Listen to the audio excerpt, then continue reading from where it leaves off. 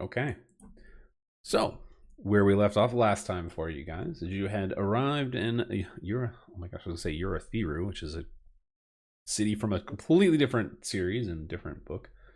Um, El Terrell is where you arrived and got to see the hanging miniature sun in the sky. Got to venture around the city a little bit. Got to meet some people and go shopping. You met Onthar Froom, who was a paladin, and an Order of the Gauntlet is what he was part of.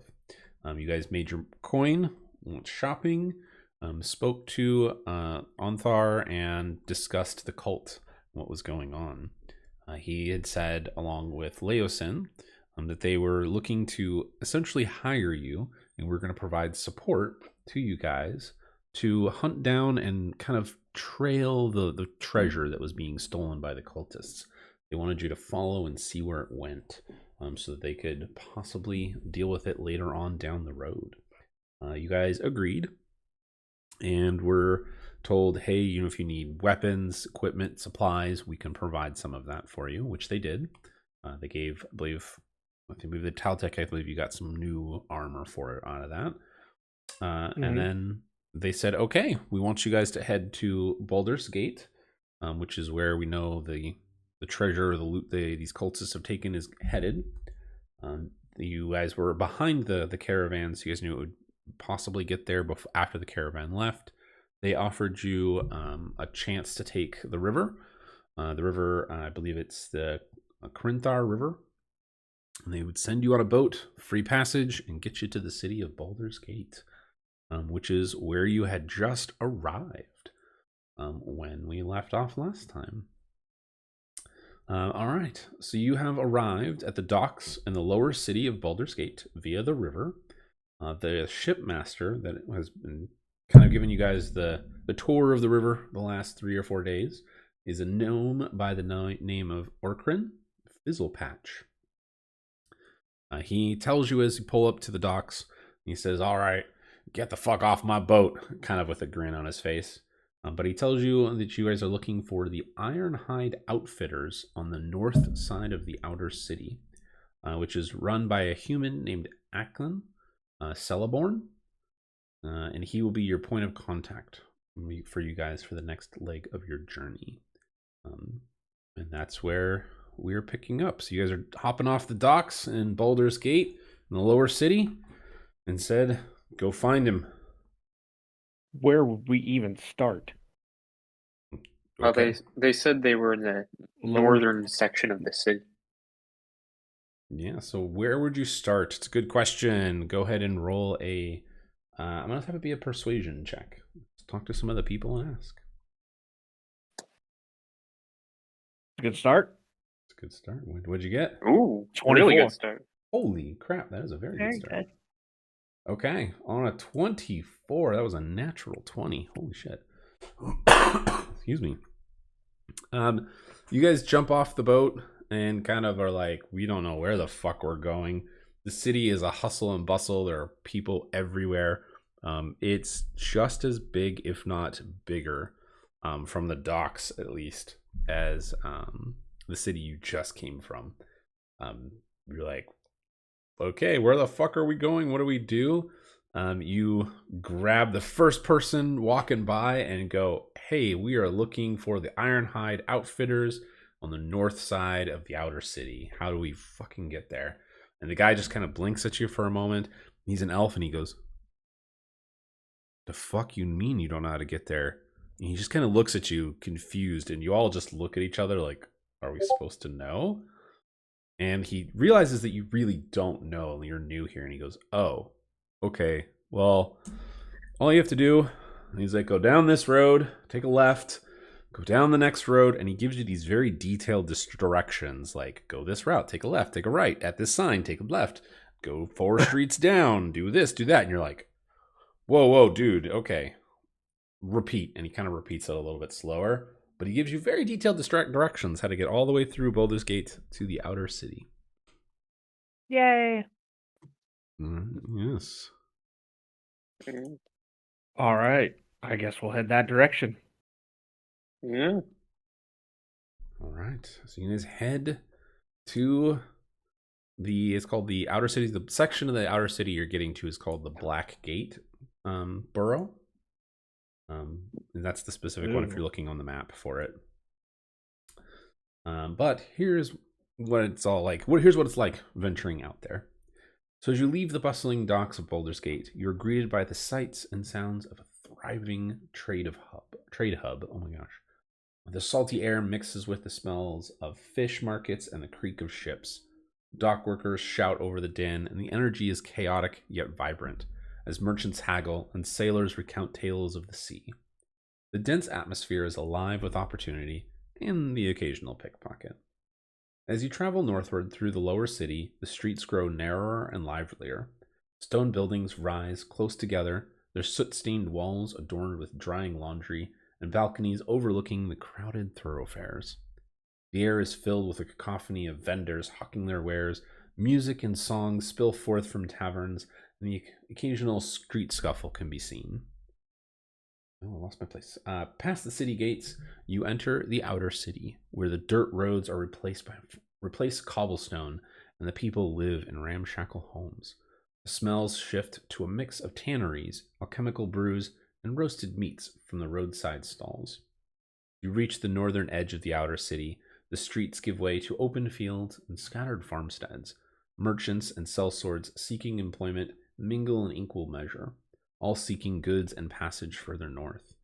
Beyond the final wagons, the horizon stretches wide, the edges of the Corinthar River shimmering in the distance, and the faint outline of the Cloakwood Forest looms to the west. Here, at the edge of civilization, the noise and the chaos of Baldur's Gates begins to fade, replaced by a wilderness of untamed land and the open road. You guys make it to the borough and find the stall, the Ironhide Outfitters, easy enough. There's a human man. He's kind of a reddish beard. He's maybe 5'8" in height. Lithe, not overly, muscular. But he's looking over. Looks like a ledger. Just outside, he's got a pen and a quill in his hand, and he's writing into a ledger. And he sees you, and he goes, you must be the ones Froome sent." Indeed, Yes, we are. Well, it's a good thing you made it. I was kind of worried you weren't going to make it in time. He motions, kind of shakes his head or moves his head, like follow me kind of motion. He's got a small little building right behind his stall.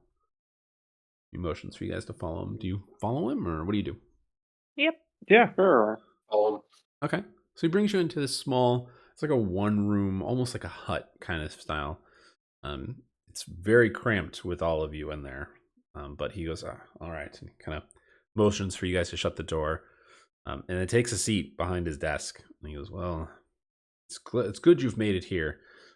I've received word that you guys were looking to follow some merchants that may have arrived recently.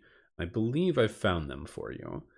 They arrived a couple of days ago and have been seeking wagons and merchants to transfer their wares from the southern part of the city to the northern and beyond. Sounds like they're heading towards Waterdeep. They are looking currently to hire some guards, which I understand you guys would be able to do. And I can vouch for you to give you some reputation for it. However, if this is not the group, it may be several days to several weeks before the next major wagon train heads north. I estimate that they plan to leave maybe in the next day or two. It'll be a train of about 20 wagons. So if you guys are interested in finding work with the wagon train, now is the time to search. Mm-hmm. I think we should look into it. Yeah, we definitely. I agree with you, Caltech. Yep. All right. And he goes, well, I have a couple of people I can recommend. He kind of motions out the door and says, if you go out the door, hang a left. There is a mercenary stall down the 4 stalls down, where a lot of the mercenaries will hang out and look for work. There should be. He kind of looks out the window and kind of sees the sun, and he goes, it's only about noon. So if you have maybe about an hour before the merchants really start to look for crew to hire.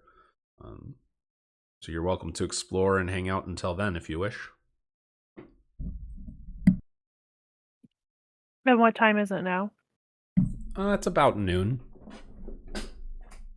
And you said the time is 1? Yeah, so they said they'll be back An after hour. lunchtime, essentially. Okay. Okay, well, I mean, if we wander around the city too much, we get sidetracked. So if you we might miss our opportunity, so it might be a good idea to move around closely. Yeah, just for context, it took you guys about an hour and a half to walk from the docks to where you are right now. So if you guys walked back into the main part of the city, it would take a good half hour at least. So you guys wouldn't have a lot of time to shop necessarily. He does tell you that once you're hired, the wagon train is expected to leave in the next day or two, so you would have probably a day to explore the city. Okay. I think it's important that we get on with this wagon train. If it is indeed the one that we're looking at. Yeah. Yeah, I agree with you guys. It'd be better to make certain that we get it rather than miss our chance. Yeah, I agree. Okay. Do we know who the merchants are? So it's a good question. So when you guys had talked to Onthar and Leosin, and actually have any of you guys? Well, here, everyone, go ahead and roll a history check. This is just gonna be to see if your characters have been to Baldur's Gate or have any experience in the city and how it works. 17. 20. 19. Dang, everyone but Taltek's been to Baldur's Gate before, apparently. Okay. It doesn't get out that much. Apparently not. Checks out. Okay, so the rest of you are familiar with Baldur's Gate in that there's no direct way. Like, the streets are not wide enough for wagons to go through the streets of Baldur's Gate, along with the hills and the way the city is designed. So what ends up happening is when a caravan from the south comes in, they arrive at the southern gates. They sell their wagons or any supplies or anything they don't need. And then they travel to the north side of the town and they buy all their stuff again. So they buy like wagons, horses, equipment. And then they have all of their merchandise, everything they're shipping further north. They have it portered through the city all the way to the north port where you guys are right now. So essentially what's happened is the merchant guy here, Ackland, has spotted these people, potentially these cultists, what he was told to keep an eye out for. And they have purchased wagons in the area where you are. And right now they're looking to hire people to watch their wagons, to protect them. He hasn't personally seen anything that identifies somebody as a cultist, but just was told to look out for some key things. And he's been like, okay, I think this is the caravan. So if you guys want to investigate further, you can in that sense. If you guys are like, okay, we want to definitely get hired, you need to just kind of go, hey, we're looking for work. So usually it falls into two categories for people traveling. Either you get hired on as a guard, if you can do that, or you join up with the caravan to be like, I'm just traveling with you for safety in numbers. I think we should absolutely investigate before we commit to something. Yeah. Yep. Yeah, that would be. Because if they're traveling too far north, it would take us weeks to get back here. Yeah, so the road you guys are taking will definitely head up towards Baldur's Gate. I'm sorry, Waterdeep. And there will be other stops along the way, but Waterdeep is the next major city north. And that takes weeks? It'll take about 2 months. Oh, jeez. Ooh. Yeah, if they're headed to the wrong spot and it's not the people that we think it is, we definitely need to get confirmation before we take off, because if we end up all the way in Waterdeep, it's going to take us 2 months to get there and then another 2 months to get back. Yeah. Yeah. So I add extra context. So you guys had found that notebook originally. And Leosin and Froome had been able to confirm for you so that they know the cultists are heading north for sure. They just don't know where they're stopping. The notebook basically said, hey, our shipment's going to Waterdeep, or I'm sorry, going to Baldur's Gate, and then heading further north to someplace else. And that's kind of where they're like, we don't know where they're going after Baldur's Gate. And that's why they want you to follow them. So yes, I mean, if you guys want to investigate and see if this is the correct caravan, you are welcome to do so. Definitely an option. Mm-hmm. Yeah, I think that's a good idea. I mean, unless anybody has any objections. No, Nope. that'd be good. Well, Rather be safe than sorry. Okay. Well then, who is going to be doing what? How are you guys investigating this? Good question. yeah. Start. Well, I don't know how people feel about searching through stuff. Well, it's a merchant caravan. I would assume that they frown on random people going through their things. Yeah. What we could do is we could have, like, say, one of us wait over by the stall where we could potentially get hired and be like, hey, I'm with a small party looking to get hired, whilst the rest are, investigating, just so that we absolutely make sure that we don't miss our shot of getting hired. Not a bad idea. Yeah. Okay. So is that what you guys want to do, or do you guys want to do something else? I would say split up into two groups. One individual goes to the mercenary hiring place, Yeah, the mercenary hiring stall, and we can at least get hired. three others go and check out the merchant caravan. And while they're doing that, two of them should be potentially checking out the caravan, what goods they may recognize, but somebody needs to either play lookout or play a distraction and distract the merchants or current guards that they do have. Too bad we don't have a bard. Mhm. Be perfect. Nope. Okay. So it sounds like you guys have a plan. So who is doing what?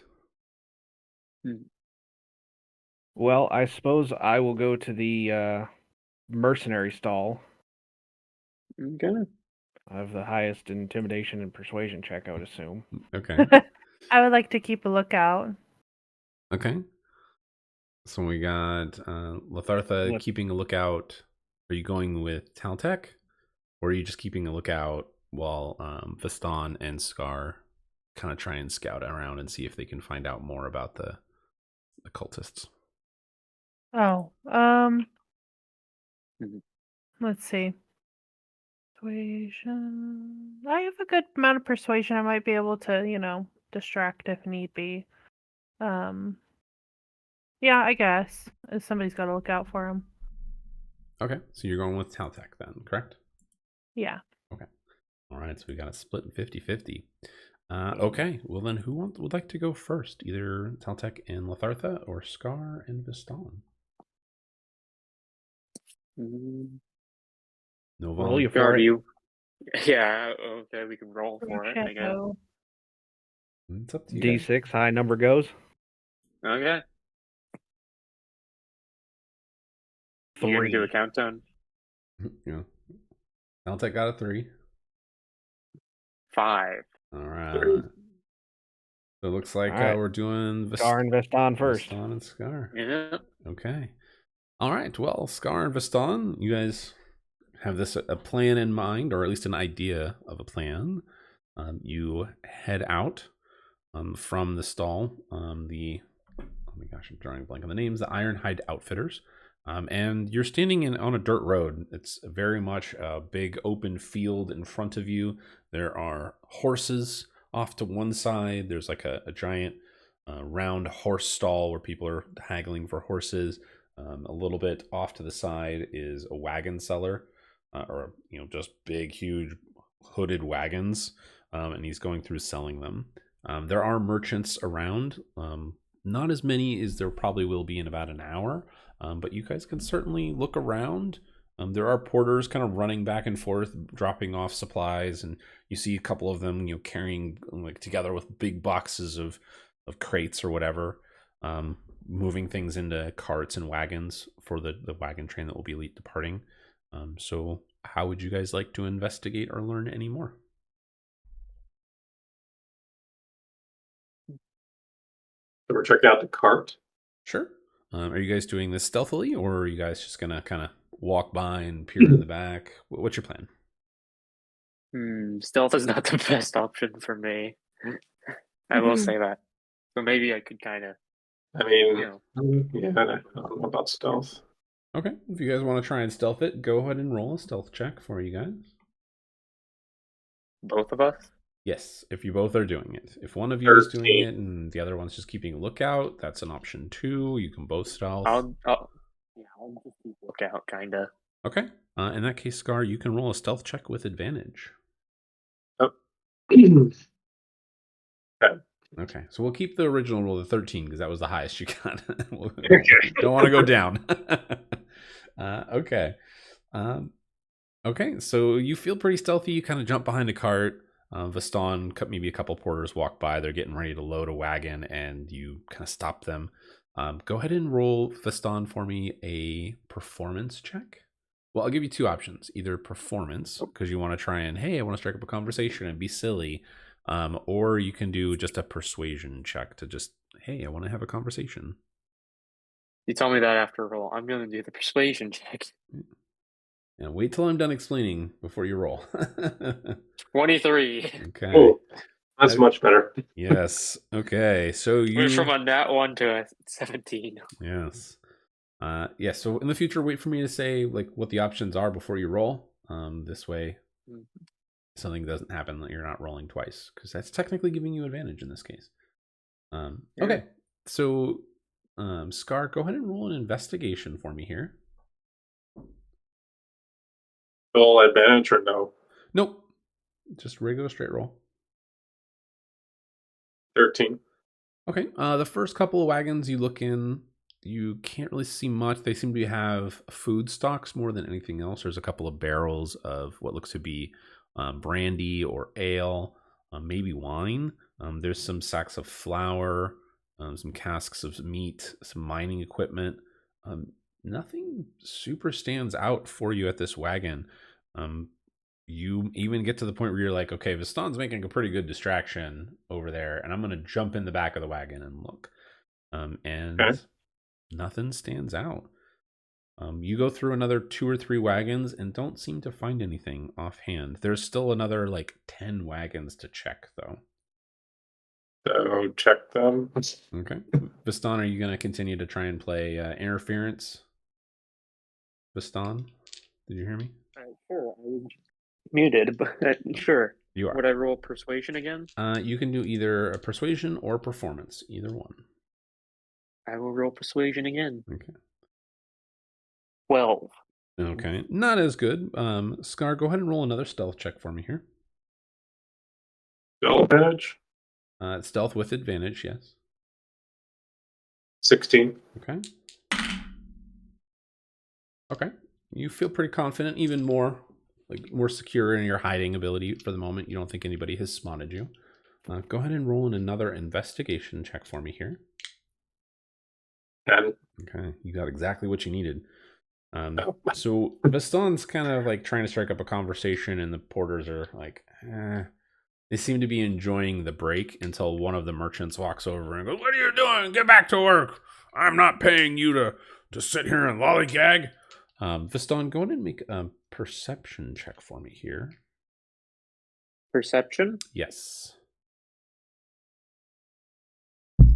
Ooh, a 7. You kind of look over at the merchant, and as he walks over, he kind of has one of those horse whips in his hand, and he's waving it at you like, "Go away, leave my workers alone." And you're like, "Oh, fuck, okay." Unfortunately, you don't see anything else. Scar, you hear this right as you kind of look back around the corner from the wagon you're looking in and see the wagon and the merchant kind of walking, or the merchant and the porters walking your direction. You throw back the canvas and kind of do a quick search. And as you kind of glance in, you catch what looks like the crest that you recognize as a dragon cultist crest. It's a picture of a sinuous dragon, just kind of branded into one of the crates. And then you're like, shit, I gotta go. And you kind of throw back the canvas and walk away before they catch you. Okay. That's what I needed. All right. All right. You gonna meet up with Vistan, and the two of you guys go, okay, we got it. We're good. Yep. We're good. We're good. Excellent. Okay. So what'd you find, Scar? Found the crest with the cultist, or the cultist crest. Yeah. Mhm. You want to whack? Yeah. That's good to know. Yep. I'm on the right track. Excellent. All right. Let's start heading back towards Taltek and Latharta. All right.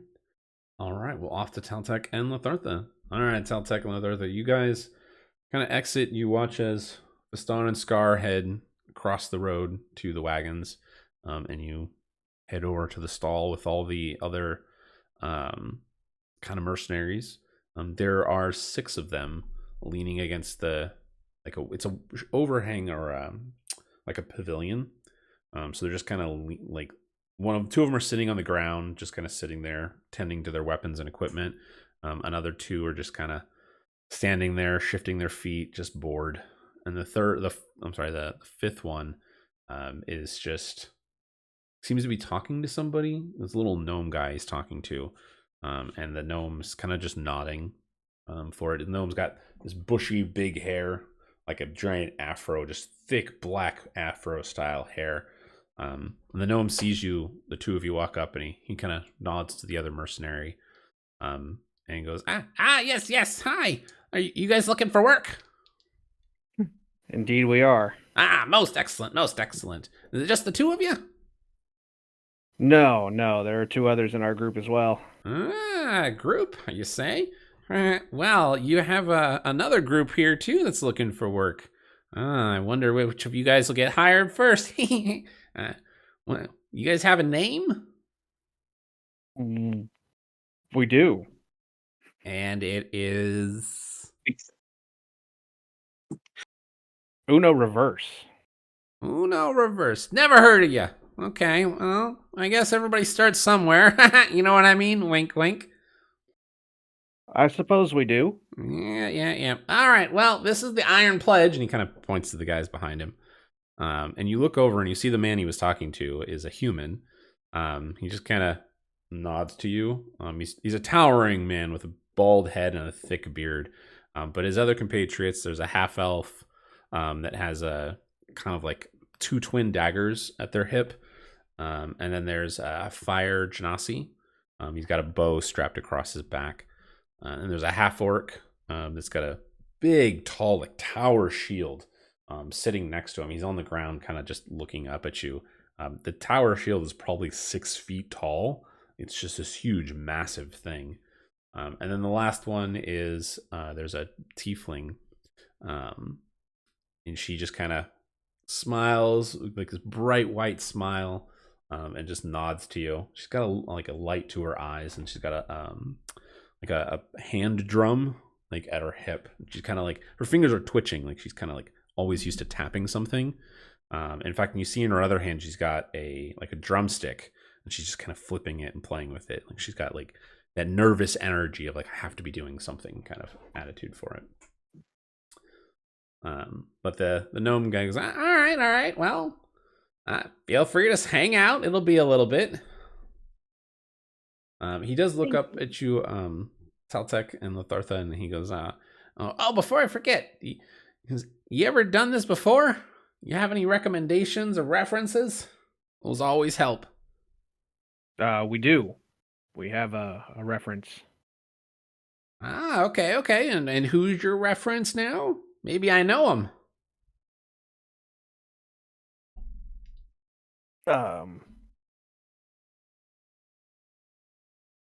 What was that guy's name? You're talking about Leosin. No, so it was the guy you just met. Yep. Acklin. Yeah. There we go. And he goes, Acklin from the Ironhide. Okay. He kind of looks you up and down and he goes, well, okay, I like him. He's a good man. Always works an honorable deal. Well, I guess best of luck to you. And he kind of just smiles and wanders off. Strange little gnome. At least he was nice and he wasn't rude.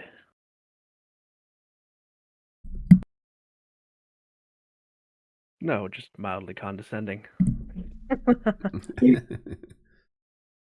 All right. Well, if you want to meet any of these, other adventurers or mercenaries, you can. Otherwise, you can just hang out for a while, and we'll move on. The next part's not too difficult. Yeah, I guess we'll just take a seat and hang out. All right. So about an hour goes by. You do see at this point, right as about an hour goes by, you do see Baston and Scar kind of making their way back towards you. But that's all you see. You spot them and you kind of nod to them. And then there's just this influx of merchants and just people walking the opposite direction. There are a good 30 people looking, and they're like, you see the other mercenaries kind of stand up, clean themselves off, and kind of prepare, like they're trying to put on their best foot forward. And the haggling begins. Go ahead and make either a charisma, persuasion check, or an athletics check. Either one. I will make an athletics check. Okay. Lathartha, are you helping? 22. Okay. Lathartha, also go ahead and make 17. a persuasion or athletics check for me here. 17 on persuasion. Hot. Damn. All right. Hey, that athletics +6 finally came in handy. Oh, shit. Okay, let me roll for the other group. I didn't do half bad. I did bad. Okay. So for the other group, you see throughout, like, you guys haggle and meet some of the merchants. Both of you guys make perception checks for me here. Oof, Hey, 11. 24. I got a nat 20. Ooh, Yay. nice. All I right. suppose the dragon showed up like it does on the app. Nice. Okay. So two things for you here. So Taltech, you are so just throwing off your athleticism, showing how good of a soldier or a guard you would be, really selling it for the rest of the party. And Lathartha, you are helping as well. That you managed to get hired out for the 5 of you, or the 4 of you, to be hired as a personal bodyguard for one of the merchants. You guys are going to be making 10 gold a week. Plus, all of your food and living expenses on the road are paid for. So you guys get that for sure. The other group fared fairly well. They not quite as good in terms. You do hear that their leader gets hired on as a sergeant, so kind of in charge of their group. And the rest of them get hired on as basic guards. So they're not going to be paying their way. Everybody seems to find good work. However, right towards the end, Lathartha, you see there's a palanquin that's kind of sitting off in the background a little bit. And there's 4, there's a Goliath, a human, and then 2 elves that are just kind of holding the palanquin up, which it's basically if you guys don't know what a palanquin is, it's basically a... It's a rich people float thing. Yes, it's a rich person's carriage without the horses. It's using people to carry them. The Chinese ones I've seen. Yes. Okay. No. You think it's so? It's- No, like old, like this is back really old. Yes. It's 2 long sticks with a platform. Mm-hmm. And you got people on either corner of the sticks holding up Yeah. one very rich person. Yeah. Yes, One so of that's those. what's going on. So And there's expendable slaves. Yeah, I'm not talking about the rickshaws. yeah, not the rickshaws. It's definitely, so that's a palanquin. So you notice, Lathartha, you notice this palanquin in the background, and it's gaudy. And you're almost like, how did I miss this? It's so gaudy and just ostentatious. And then you see for a brief moment, what you catch is you see the claw of a half dragon pull the curtain aside, and you see a familiar face. You see Resmir, who you had met in the dragon camp. kind of stick their face out just a little bit, say something to one of the nearby guards, and then pull back. And it's brief. If you hadn't caught it in that one moment, you would never have even seen them. Ruh-roh. Further confirmation that this is the right caravan. But you guys rolled high enough. The merchant, the bodyguards you were going to be for is not them. So you get hired with a different merchant that's going with them. Let me get you a merchant name here. Steve. Phoebe. I mean, I like Cassian. Cassian, I like that. We'll do that. Cassian Trenlow. So it's Cassian. Trenlow. Trenlow. I think Cassian, a dude from the Roman Empire or something. Maybe. That's it. Yeah, he's Cassius. Yeah, there we go. yeah, he's a human merchant. He's very charismatic. He's very well groomed, an oiled beard, bright blue eyes. Despite being a merchant in haggling, he's definitely got like this ever-present smile. And he was taken back by your athleticism, Taltech. Considers you a fine specimen, as he puts it. But yeah, so you guys are hired. Hopefully he doesn't want to try to, Diddy party? No. Oh, Maybe. No. oh God. He's very specific and says like his expectations for you as his personal bodyguard are to be that you are to keep him safe. Guard his that body. is his goal. Yes. If there is any trouble, you are to follow that. Well, I mean, to be fair, if I'm guarding his body, it doesn't necessarily mean he's alive. Yeah. Damn. Yes. Well, he would prefer to be alive because he's paying you a lot of money. He's paying you guys each, so 40 gold for a week. Total. No, a Yeah. week, and it's gonna take 8 weeks. I thought it was 10 gold apiece. So 10 It gold is. apiece. 4 of us. Yeah. 4 of you, so 40 gold. Yeah, so 40 for the total for everyone. Yeah, that's per week, so Times 8 8. weeks. And isn't a week 10 days? Yeah, a week is 10 days. 1 gold a day. And all of your meals and everything are paid for. You don't have to worry about a thing. A week is 10 days. In Yeah. Faerun, yeah, a week is 10 days. They call it a 10 day is what they call it. Yeah. Oh. Which, to be fair, would make things more convenient than 7. Yeah. Yeah, their calendar system's a little bit different. So it's it's just the way the math works out. You mean to tell me you don't like dealing with base 6, 7, and 10 in your daily life? How dare No. you. No, I don't. I mean, in my homebrew world, it's you get 8 days in a week, and there are 32 days in a month. And then Even that's slightly easier. well, so the winter solstice and summer solstice are 2 separate days for the year as well. They do that to offset the whole, daylight savings kind of thing. But that's my homebrew stuff. Yeah, it's really weird when you have to learn about how cultures and how our world did calendars and how it worked. Like, it's crazy. A lot of weird shit. The Romans. And the Romans, but even before the Romans, when they did other things and Oh, yeah. like different cultures and how they do days, and yeah, it's trippy. It's a lot of research, a lot of weird stuff. But Is that your Roman Empire? No, well, in my homebrew world, the country where all the adventures have currently happened is as large as the Roman Empire, like map wise. It's fucking massive. At the height of it?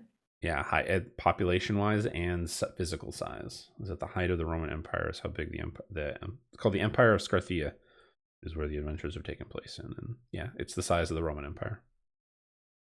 Very big. Then there's the Kingdom of Stralen to the south, which is partially based on, in terms of like a merchant council. It's actually partially based it off of Dragon Prince and how their culture, their kingdom is set up. But that's we're getting a whole lot of stuff. Totally pointless. All right. So Cassian says you guys have a day. He expects you back tomorrow to be ready to depart. What would you guys like to do? Like to follow up with the group and let them know about seeing Resmir. Mm-hmm. Yeah, And we should then- also inform Yeah, it'd be nice about to what know we what. found. Yeah, it'd be nice to know what you guys found. Okay, you guys can totally meet up. I mean, it took you guys maybe an hour, hour and a half to get hired. So Viston and Scar, you guys pretty much have been hanging out at the Outfitters for about an hour. Got an instant job. Mm-hmm. That's good to hear. Nice. Found a cultist crest in one of the parts. Did you find my stuff? No. Unfortunately, we had a merchant come in and kind of stop us from. He cut our investigation short, but he didn't catch us investigating. Hmm. Well, I suppose that's good. Yeah. Saw over in the distance, not too far, saw a palanquin that had Resmir in there. I just barely saw it, but I am very sure it was Resmir. As in Pretty the sure. same Resmir at the camp? Resmir? Yes. Pretty sure I killed Hmm. Resmir's friend. Or Resmir's friend killed Yeah. himself. It might be a good idea to keep Caltech kind of out of his line of Ranged in. sight. Yeah, line of sight, seeing as What did I do? It'd be a little hard to, hide a dragon. it's not like we can turn them a different color. Or can we? Yeah, we don't have time for that though, do we? We could, if we need to, stuff him in a bag of holding.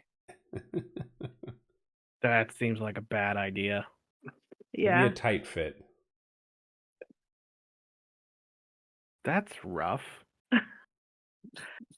He's big, but I didn't think he was fat. Well, Oh, so the bag I of wasn't gonna holding, say anything. the bag of holding, the mouth for the bag of holding is like a haversack or like a knapsack. It's not that big. So you're just saying he's fat. That's what I got out of that. I mean, Yeah. you're broad-shouldered and muscular. I don't think that's I wasn't fat. gonna say anything.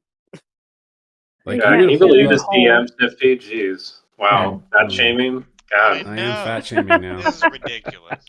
Fat shaming you for being a big ass motherfucker that could punch somebody and blow a Wow. hole in them with a You know, fist. Yeah. people like big asses. I don't know what we're talking about here.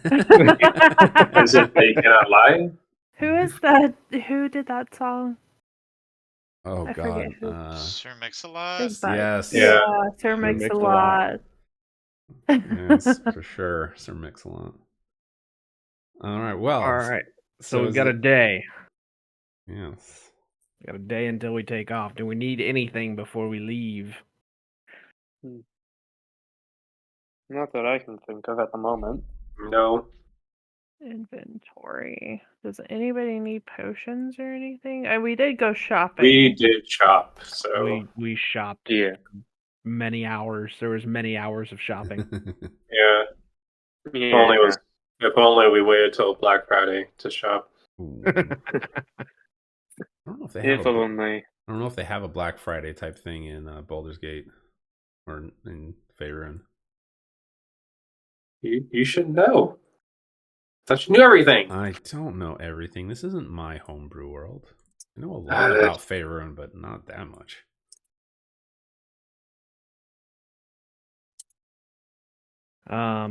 I'm good. I've got a couple potions of healing. I do have a bag of holding, so there's at least that.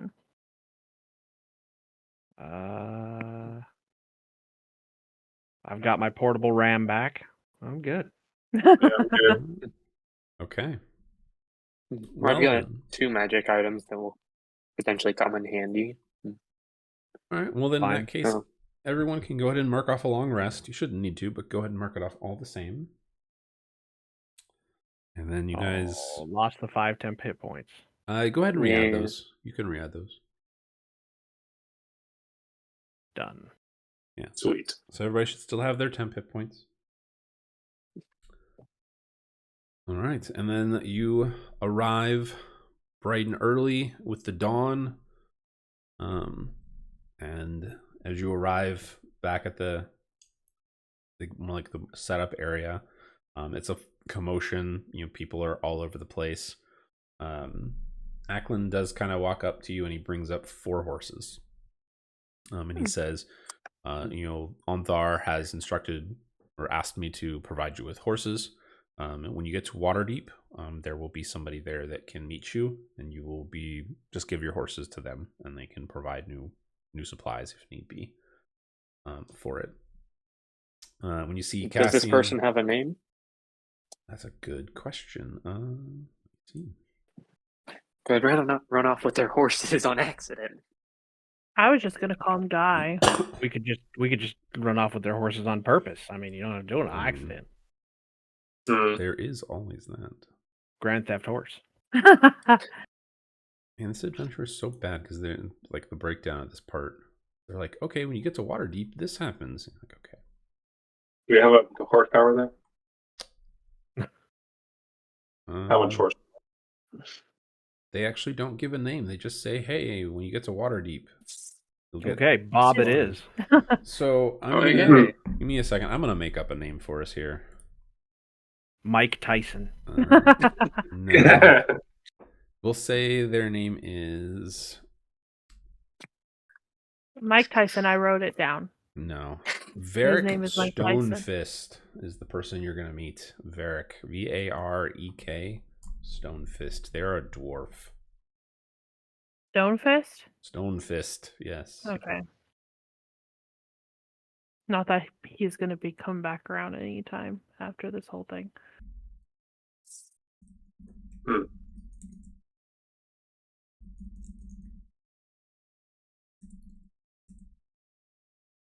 Mm-hmm. All right. Write that down. That's one thing I don't like about this adventure is sometimes they tell you, oh, the players will go do this if they agreed. Okay, cool. And then it's never mentioned again. Yeah. Like, what? Perfect. Yeah, literally it says, okay, you've arrived in Waterdeep, you do these things, do a couple things, and then cool, everything continues and the party can go towards Neverwinter. What? Yeah. They give at least 6 paragraphs of information at least. It's better than what they did with El Terrell, a paragraph and a half. Yeah. So there's that. Progress, I guess. Progress. All right. Maybe. I played Neverwinter. Yeah, you guys will not spend much time in Neverwinter. I don't think you guys make it there. Oh. Okay. Neverwinter Night. Yes. All right, so you guys make it. So you guys make it up to Cassian. He sees you have horses, and he's like, "All right, good. One less thing I have to pay for or worry about." He does kind of like eyes you all up and down, and he introduces himself to the rest of you who haven't met yet. He seems like a genuinely good merchant. You're familiar with all merchants, though. They're always out to make money, so you're pretty sure he's, his ever-present smile. He's pleasant enough, but he is there to make money. That's his end goal. All right. So with that, you guys depart first thing in the morning. It's a slow kind of takeoff. It's that kind of first wagon is gone for like 20 minutes before the final wagon starts to roll out kind of thing. And it's just a wagon train of about 20 wagons with you guys. And we'll say you guys are the 5th wagon down the run. It doesn't matter who. Somebody go ahead and roll a survival check for me for the first day. All right, I will roll. 15. Okay. Mm-hmm. Nothing happens. You guys make it perfectly fine for the first day or so outside of Baldur's Gate, which isn't surprising. It's right outside the city. Not a whole lot of expected things are going to waylay you here. All Sweet. right. Okay, so the second day rolls around. Somebody else go ahead and roll a survival check for me here. I'll do it. 16. Okay. Okay, you continue on for the second day. No major issues. You do hear one of the merchants up ahead in one of the front wagons complaining about something zipping by. You're like, okay, that's kind of weird. And then as you guys lay down to rest that night, let's say, let me actually roll. We'll see who it happens to. Dice roll. All right, Vistan. You I knew it. you sit down in front of everybody, and the rest of you just start giggling at Vistan. And Vistan, you're like, wait, what are you guys laughing at? And Vistan, your hair has been turned into like there's the gust of wind that you feel, and everybody starts giggling at you. As your hair has been turned into a mohawk with blue berries mixed into it, and it's got this bluish sheen. And you're like, wait, what the fuck? Quite literally, I am legit like, what the chuck? What is going on? Go ahead and make a perception check for me here, Vistan. If I can find it. There we go. Ooh, 19. There we go. Okay. Nice.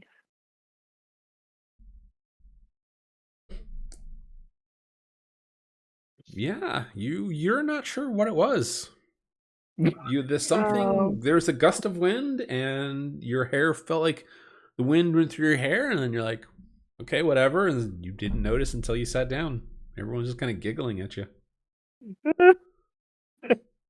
So was it actually a toupee?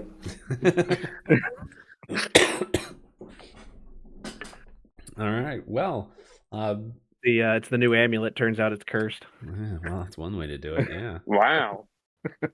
Are you gonna leave your hair like that? Or are you gonna try and clean it out, or what do you want to do? I'm gonna try and clean it out. Okay. Go ahead and make a nature check. Oh no! Just a nature. Just That's yeah, gonna just be a- bad. Yeah. Critical failure. Oh my god. Okay. Oh no. So you put your you go to a barrel, like I'm gonna wash this out, and you put in you start to you don't realize that you're just so frustrated that you grab what's in it, and it's a small little barrel, and it's got oil in it, like cooking oil, and you go to put your hair, and you're like, what the fuck? And it just makes it worse. So now your hair is stuck in this bluish mohawk with these blueberries mixed into it. It's like egg white, so your hair is just frozen solid for right now. You're gonna be stuck like that for a few days. Yeah. That's amazing. Mm. How do you roll a 0? Well, it would be a I got 1. You rolled a -1 nat on 1. So, nature, and I rolled a 1. yep. You're just like, Oh, okay. wow. Oh no, he's dumb. All right. Fuck the pain. So you Vistan are the talk of the caravan for the next 3 or 4 days for sure. Hey, entertainment. Sweet. Nature check is -1. Yeah. Oh, that's funny. Yeah, it's a -1 for nature checks, and I rolled a 1. That's That's amazing. so Zero. funny. Oh, that's so good. Oh, that's Yeah. beautiful. Awesome. All right. So somebody else who has not yet rolled, go ahead and roll a survival check for me here. Pass. Pass on that. Hate you. This game decided to be like, you know what? You're getting pain. Lartha. It's All getting right. the shit. Lathartha, make a perception check with disadvantage here since you rolled low. Oof. Okay. You throughout the entire day, every time you go to do something, you feel this tap on your shoulder, and you look over, and there's nothing there. You get so frustrated at one point, you turn to I'm gonna roll for it here. We'll say No. It's gonna be me again. no. Actually, yes, that's the way it rolled. Of course. Because it can't be Lathartha, because it was gonna be her, but it can't be her. So So you, at one point, get so frustrated, turn and see Viston like 3 feet behind you, looking grumpy, and you just backhand him, going, "Stop tapping me on the shoulder." Viston, you would take 1 point of damage, but it's not a big deal. It's a furry hand. And you're just like Lathartha. After you slap him, you feel the tap on your shoulder again and a giggle, and you're like, "What the?" Like, it happens all throughout the day. Drives you insane. Oh, that's great. I already had it bad enough, and then you slap me. He's already having a rough time. This is gonna be miserable. We got a long way to go, folks. At least you have pain to hear, man. Yeah. Okay. So who hasn't rolled a survival check? So Viston, you haven't rolled a survival check yet, so it's your turn. I have a feeling someone's playing pranks on us. Please, one. If it's all How's one, that I'm gonna going happen? to scream. 17. Okay.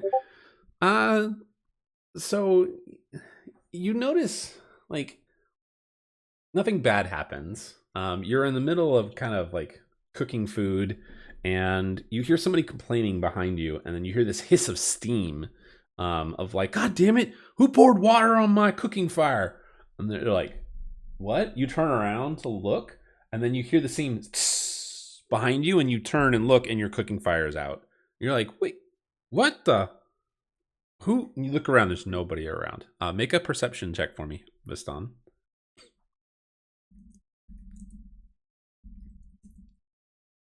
13. Okay.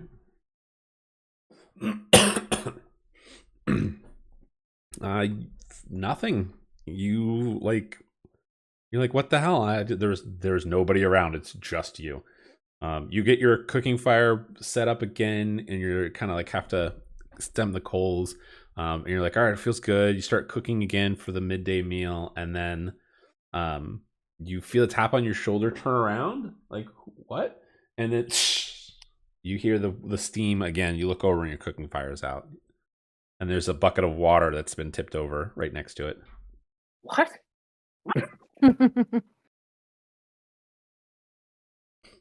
Can I like investigate? Yeah, go for it. You can make Or, an like, something- investigation. 19 or 18. 18. Okay.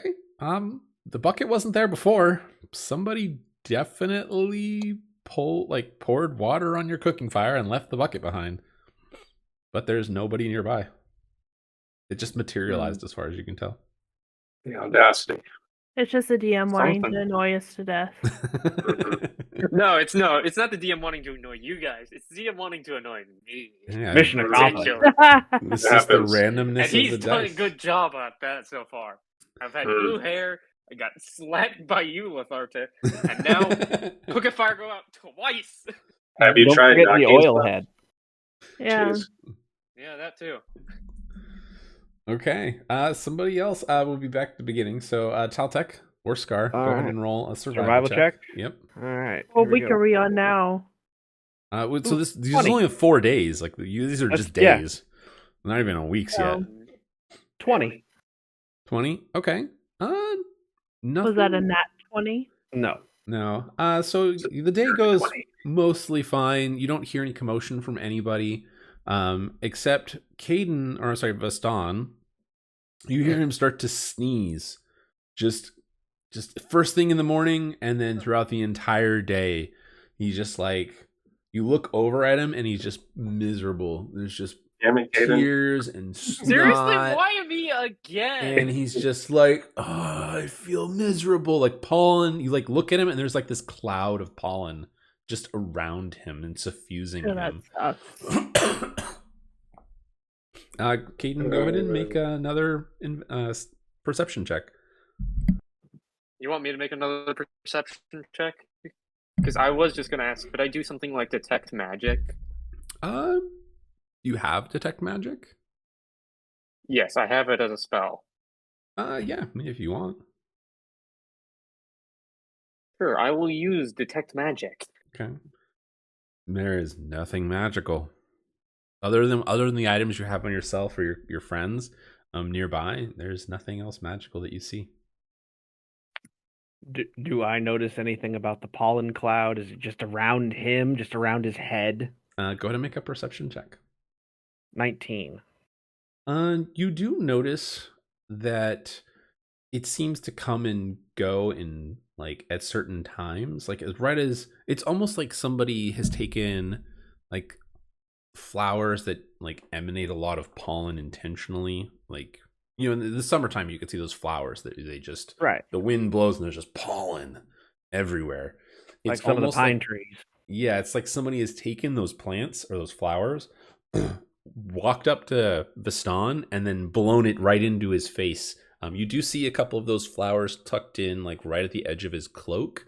And as he shifts his shoulder at one point, there's a puff of pollen that gets into his eyes and his face. You kind of move the flowers, and you're like, what the hell? And then an hour later, they're there again. And you're like, what? Like, even you're confused. You don't know what's going on. But Vistan, you are very loudly complaining of like, this sucks. This is horrible. Who keeps doing this? Ooh, Go sneeze over there. it's fine. I'll go He's bring over miserable there. elsewhere.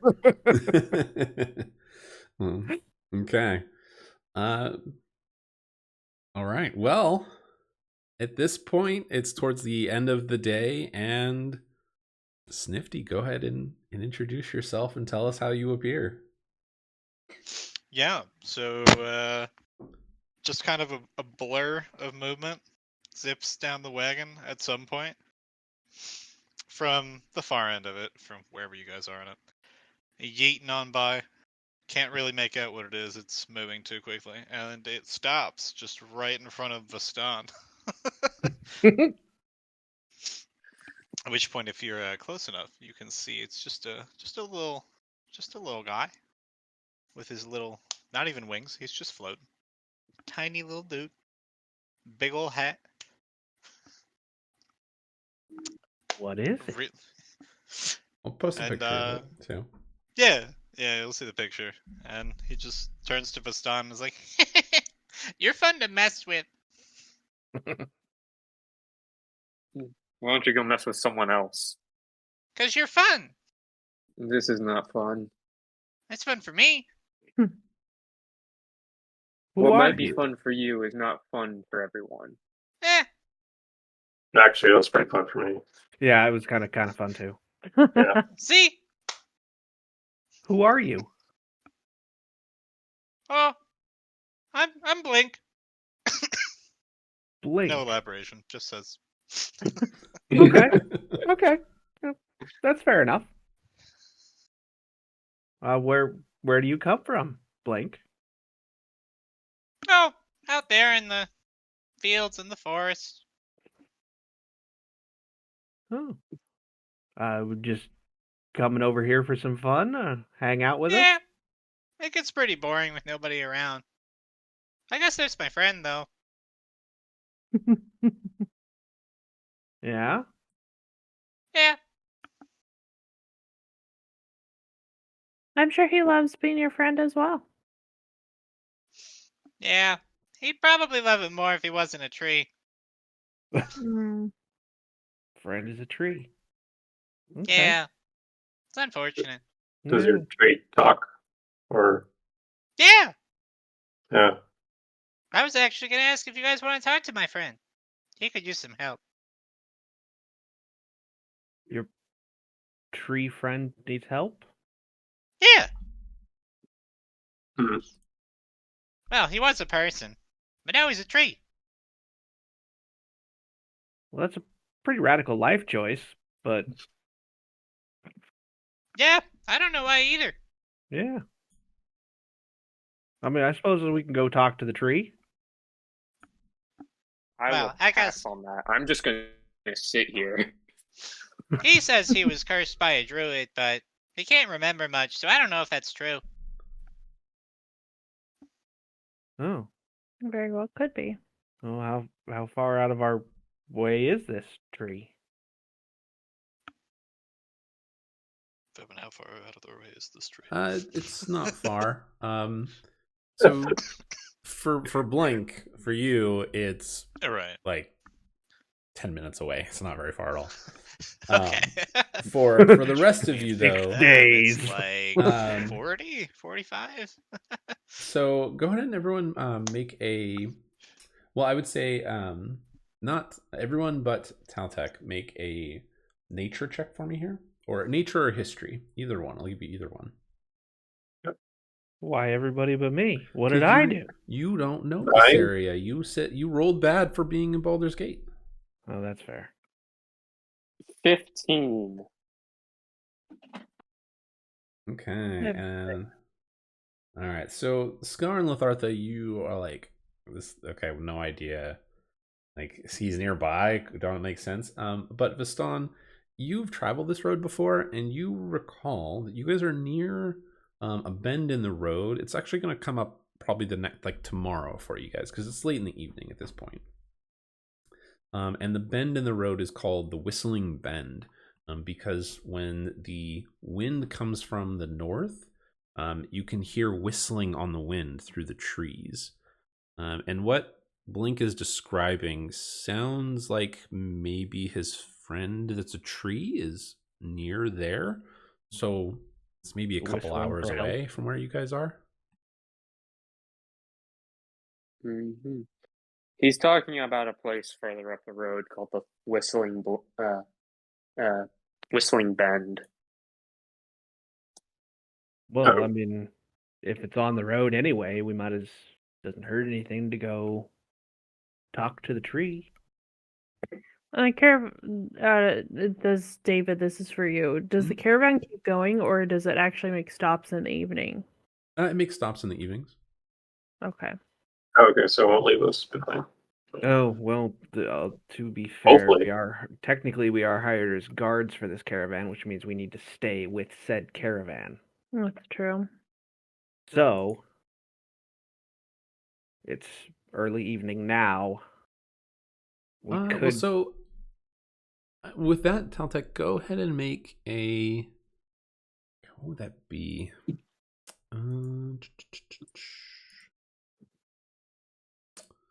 Let me see.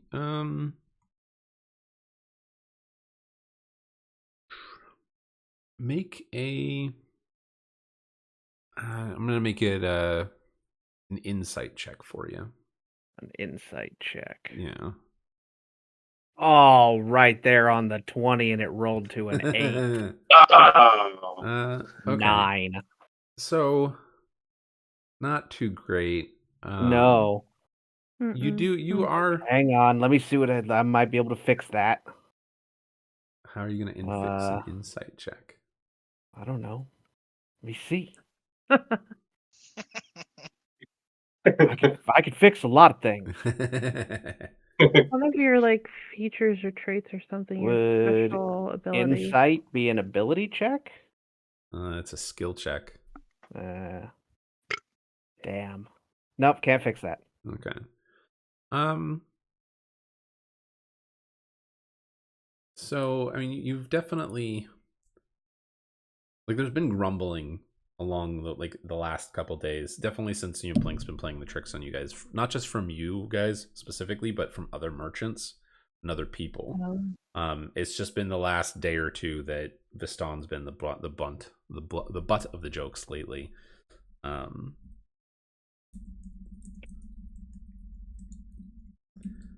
Oh, I've got it. Yeah, so I mean, there's definitely grumblings.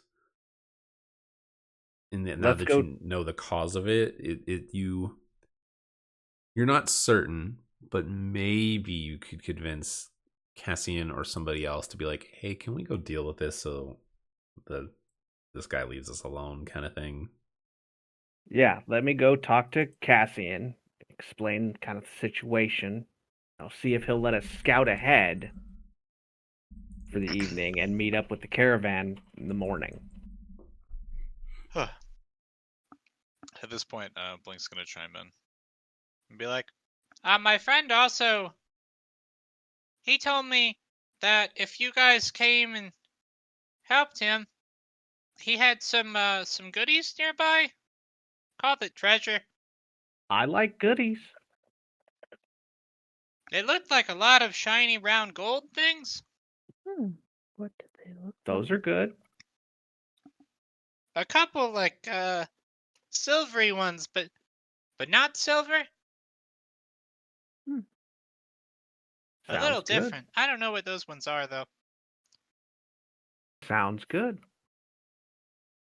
So let me go talk to Cassian, and we'll go over and help your two friend. Yay! All right. I'm assuming I need to make some kind of check to talk to Cassian and convince him that we're not abandoning the caravan. Yeah, so I mean, it's not very difficult to go find Cassian. He has a small little like tent that's been set up off to the side for him. He doesn't sleep in the wagon, and he doesn't sleep out in the open. Like, No, he's rich enough and wealthy enough like to a have peasant. Yeah, he doesn't deal with those peasants. Ah, peons.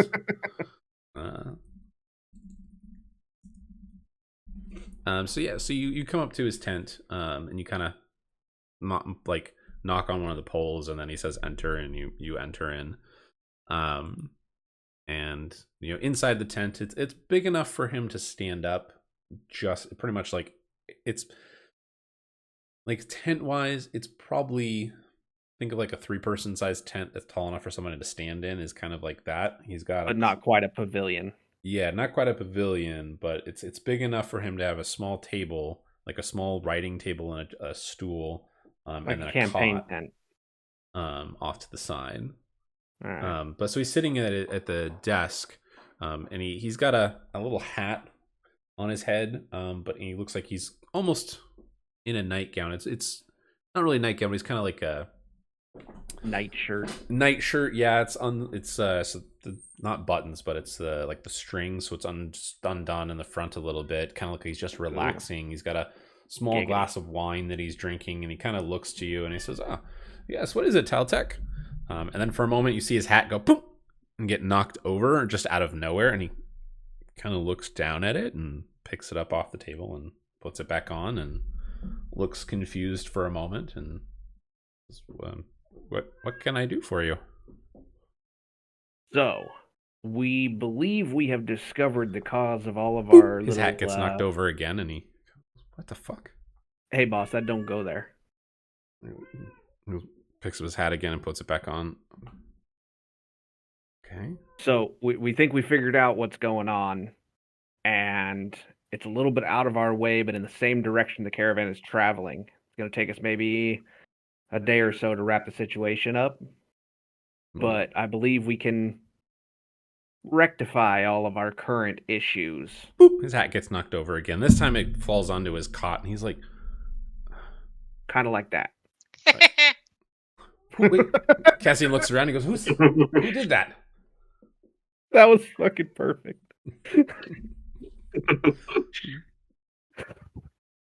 Cassian just kind of looks at you and he goes, very well, as long as you're not gone for very long, and I can get this stuff to stop happening. And he kind of bends over, gets out of the stool, picks up the hat, and he goes to put it on his head for a moment and then stops and kind of just holds it in his lap, and then looks around, and you see he was writing something on the table, and you watch as the ink jar just boop falls over and just ink all over what it was on the table. And then he kind of goes, ah! And then the hat gets flown out of his hand, and he's like, yeah, I'm going to go ahead and deal with this. I'll be back. Yeah. Please do. I want this over as quickly as possible. And he bends down to pick up his hat, and the hat jumps like a foot. He's like, and then he goes to get it again, and jumps a foot, and he's like, and he stops, and he just comes, deal with this right away. Got you. Please. You the boss. And then he back. says that, he glances down at the hat and lunges for it, and the hat disappears under the edge of the tent. And then you hear him go, curses! As I'll you get your hat back. kind of walk out.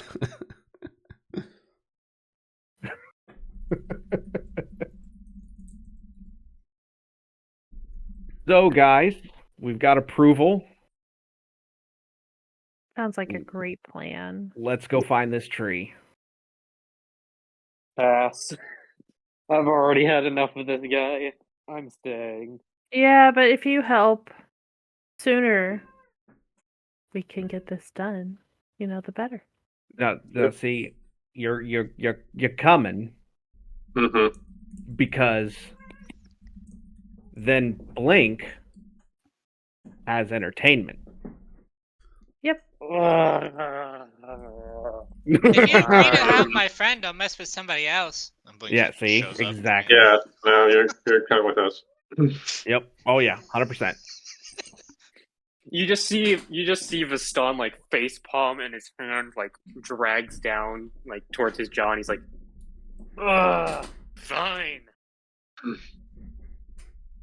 Thank you. We appreciate you. All right. Viston rock just and roll. looks up and is like, yeah, sure, whatever. Like fully fed up. I'm just fed up at this point. I'm just like, Well, I mean, I'm we had a ruined. rough couple of days, bud. That is the biggest understatement I've ever heard, Toltec. Yeah. That's probably fair. But at least you still have a hat. A hat? I don't have a hat. You do now? Blink does now. Blink's the proud owner of a new hat. Blink is once again going to come to a stop in front of you guys. Sort of with the bowler hat-ish thing underneath him, like he's riding around in it. Perfect. Yeah, I like this hat. I love it. Oh, I love it. Viston is just like not amused at all. He's just like, let's just get this over with. Okay. All right. Well, so it's not quite dark yet, but it is close. You have maybe about an hour of sunlight left. The caravan has been making stops at regular, at regular intervals. Like there are places along the road that they're just like, okay, this is where we stop. This is a known location for camp and safety. And so you've stopped there. Caravan. It's only so many places you can stop. Yes, exactly. So they're setting up camp. Is going, and you're like, okay, we're gonna Blink. We'll lead the way. And he just zooms off. Like he's like, okay, boom, and gone. Just you're like, what the fuck? Where'd he go? We'll say you guys grab your horses and you guys head down the road, traveling for about an hour. Just as it's starting to get dark, like the sun is just getting below the horizon, so there's that kind of like twilight out for it. You come to the bend in the road, and you see Blink sitting in his bowler hat, kind of sitting on a rock, and he seems to be throwing a rock, and you just watch as it leaves his hand, and then he disappears for a moment, and then he has the same rock in his hand again, and he's just throwing it, and it looks like he's playing catch basically with himself. Oh, ADD. That is a neat trick. Mm-hmm. Need to teach Yeah. me that trick. Well, I think you have to move a little faster for that one. Probably. But I'm sure you can learn. It just might take... How long have I been alive? I don't know. Yeah. You're a quickling, so you've probably been about 10, 15 years. Yeah. You age faster, so you're like the equivalent of Yeah. like 30. Right. You just gotta train at it for a couple of years.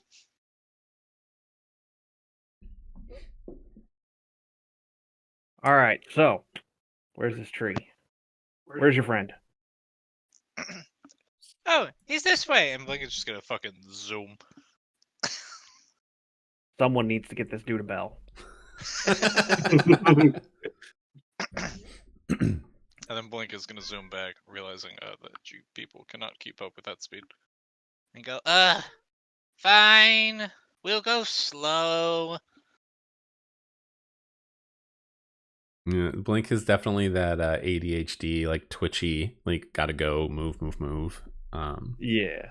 He leads you guys off the road. And then again, the road curves. It does a slow, steady curve, and there's a kind of like a forested hill section off to your right, and he leads you that direction. And as you guys are heading to there, you guys are kind of heading. It would be like a northeastern direction, and it's as you guys are heading towards it, you can see it's shaded from the night sky, but you can see that there is like an oak tree that seems to be rising above the rest of the forest. And he leads you directly to that tree. So we'll have the map. You guys can see the map now for it. Yay, the map. 50, did I give you the link to the map? I think I did. I am here. You are here. This is my friend. So as you guys are approaching, everyone go ahead and make a perception check for me here. Where's the map? I'll put it in Discord again. My screen isn't actually. If you have your character sheet open, there's a play button next to the campaign Tyranny of Dragons, sort of in that top bar. That also works. Your 11. friend is the Dooku tree. It is the Dooku tree, right? Sorry, roll of what? Perception check. Perception. I noticed that it's a tree. 21. Hey, somebody's got to Well, carry the group, Scar. Way to it's go. A 21 and a 19, incredible. Not difficult for you guys. As you guys get off the beaten path, there's no wind blowing, but Scar, you do hear the whistling that has been mentioned before. And as you guys start to get closer and Blink leads you to the tree, you can hear a whistling, a lively tune, like somebody's having a wonderful day. Just a whistling, lively tune. You approach the tree. It's a giant oak tree, surrounded by boulders and smaller trees nearby. But right kind of below it, there is a boulder, and then there's a symbol that seems to be almost like it's not quite branded, but almost like the tree grew the shape naturally. It's a picture of it's a circular picture with a sun and a moon inside of it. And the whistling is coming from the tree itself. Do I recognize the symbol? You do not, no. Perfect. Do I? Do any of us? I mean, you guys can roll an Arcana check or a Nature check. Well, I probably don't even notice that there's a symbol. 25. No, you guys would Oh, notice the geez. symbol. Oh. You guys would be able to see it. It's I pretty think obvious. Scar knows. Pretty sure Scar knows. Scar, it's I'm not a even gonna symbol. bother. It's a druidic symbol of some kind. You're not sure the specific, like nature. Or I'm sorry, you're not specific. You don't know the specific, like meaning behind it, but it is druidic in nature by far.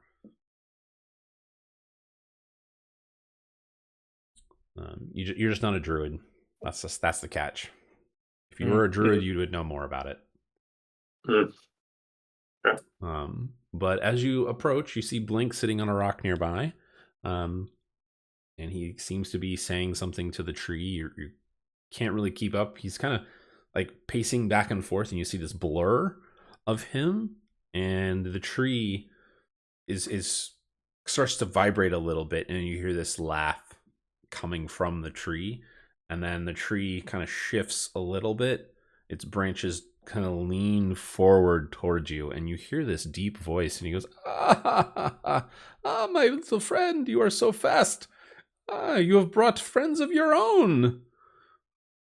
And then you see out of the tree this kind of face kind of pop up, and it's very much Dooku tree look to it. And he goes, hello, you have made friends with my Blink here. Nice to meet you. Nice to meet you as well. Nice to meet you too. Nice to meet you. Do not do that. So, why have you come to visit?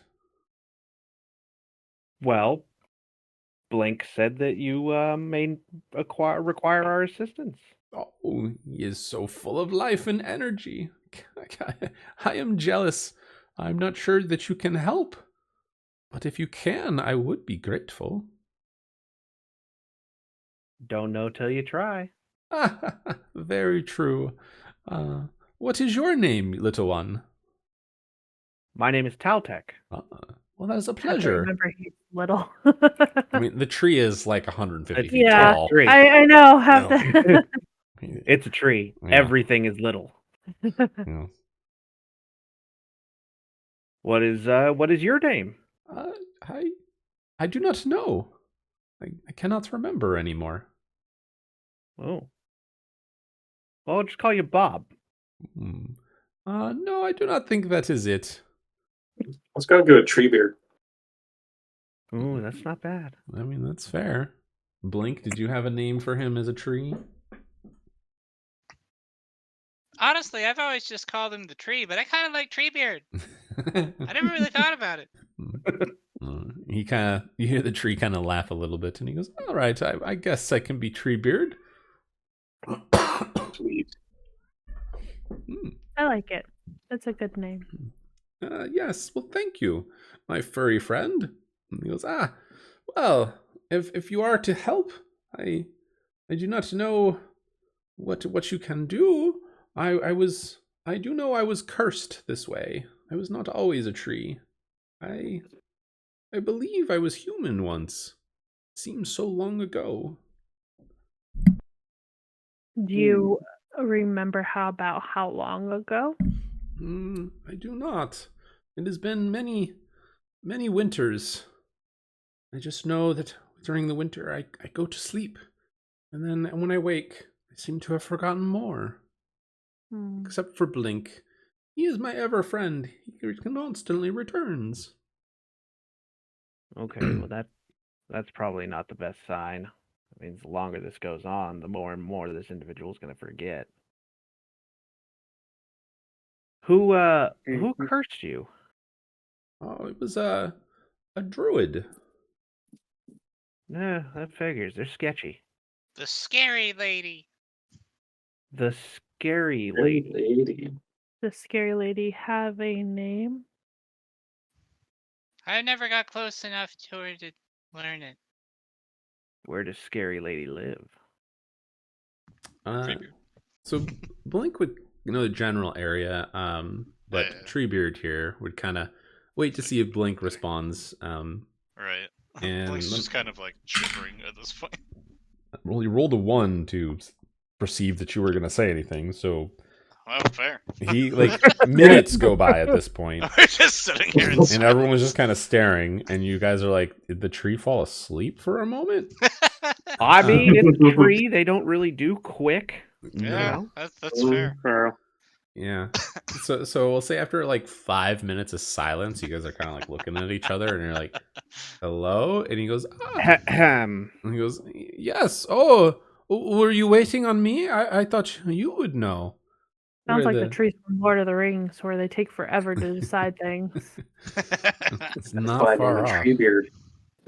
You did name him Treebeard, so there is that. You did. You He did does this have to a point yourself. there. Did this to yourself. So he goes, "Oh, well, I'm sorry, little one, but what was your question again?" Where does this druid live? Oh, Do you know a rough location? Oh, yes, they are. And you can see the kind of the branches kind of shift for a moment, and the tree, like the physical tree, you hear it creaking as it kind of like almost like it's leaning back, trying to think. And another couple minutes go by, and it goes, Swear to God, it perhaps. says in the forest. And he says, "Well, I am in the forest. It is not this forest, but a nearby one, perhaps." And then you can hear like the branches, and you feel the tree. You can see the dirt kind of shifting slightly as the ground trembles. Like the tree is trying to stand up and struggling to do so. And the Treebeard kind of goes, "I can just make out the grove that is her home. It is there, in the distance. And of course, you have no idea if he's pointing or what he's trying to do. He's a tree. At this point, Blink is going to point in the correct direction for the tree. When that happens, now be helpful. when Blink points, the tree kind of sighs and goes, "Thank you, my friend." You see it shake one of its branches, and some leaves fall down on top of Blink's head, almost in thanks. Oh. Oh, it's adorable. Blink is going to hug the leaf.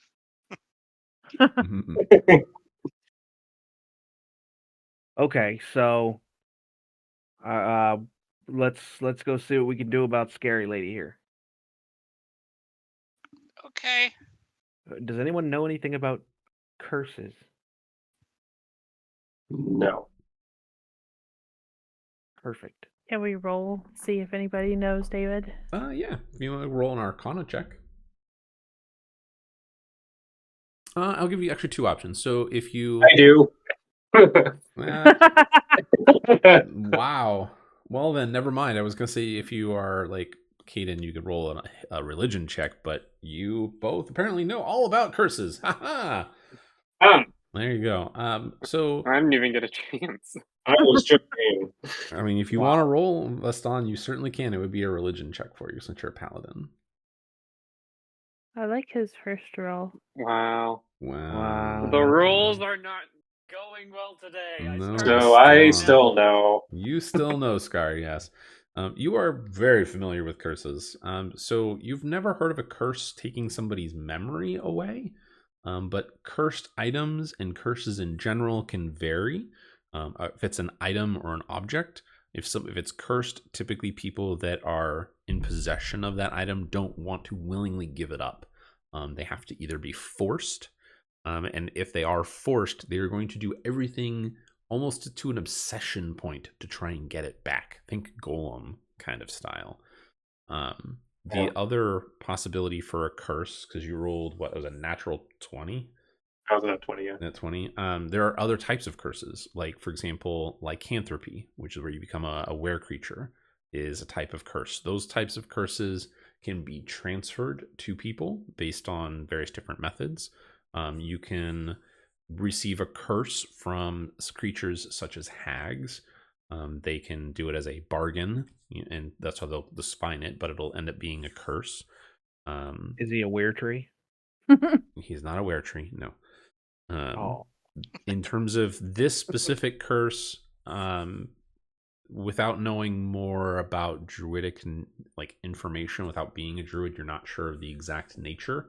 But whatever the purpose is of this curse or whatever lies behind it, it is that the symbol that's in the tree is a sign of the curse. It is saying, hey, this tree or creature or whatever is cursed.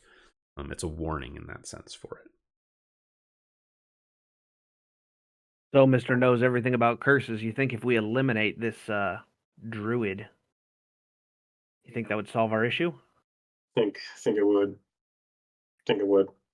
I like that idea. Or do they have to lift the curse? Do I know that? So it's a good question. Based on your role, you would know that there are a variety of different ways to remove curses. There is magical means. You could do the remove curse spell, which can remove a curse. There are sometimes going to be specific magical ingredients that are needed. Like you might need an amulet. You might need to accomplish a certain task or goal to remove a curse. Fertilizer and water. Fertilizer and water. There you go. Yes. At this tree, I mean, yeah, since none of you guys are powerful enough to cast the remove curse spell, the only way to know definitively would be to go and find the source of the curse. All right, off to the source we go. Yeah. Since Blink knows which way to go, because he can translate tree, that'll be great. Well, Blink has not been translating anything. The tree itself has been speaking to you guys. Yeah, but it seemed like in that one conversation, Blink was like, oh yeah, this way. But Blink kind of knew where that was. And Blink can move really fast and make a really good scout. That's true. Right, Blink? I don't want to get close to the scary lady without having you guys nearby. I'll let you keep the hat. She's very scary. That might really be nice best if we hat. just go with Blink just to be safe. Well, yeah. Yeah, if we're gonna follow him, it's not like we're gonna make him go by himself completely. Yep. Blink is Alright. totally willing to guide you guys. He just doesn't want to go up ahead to scout by himself. Okay, that's fair enough. Lead the way, Blink. Slowly. Yes. Blink Slowly, started to please. zip for a brief moment before you said slowly. Okay. Somebody go ahead and roll a survival check. You have to beat a DC of a 5, and you get advantage because Blink is leading the way. All I'll right, roll. I'll roll. go for it. 22. Oh, Look at that. Plenty high.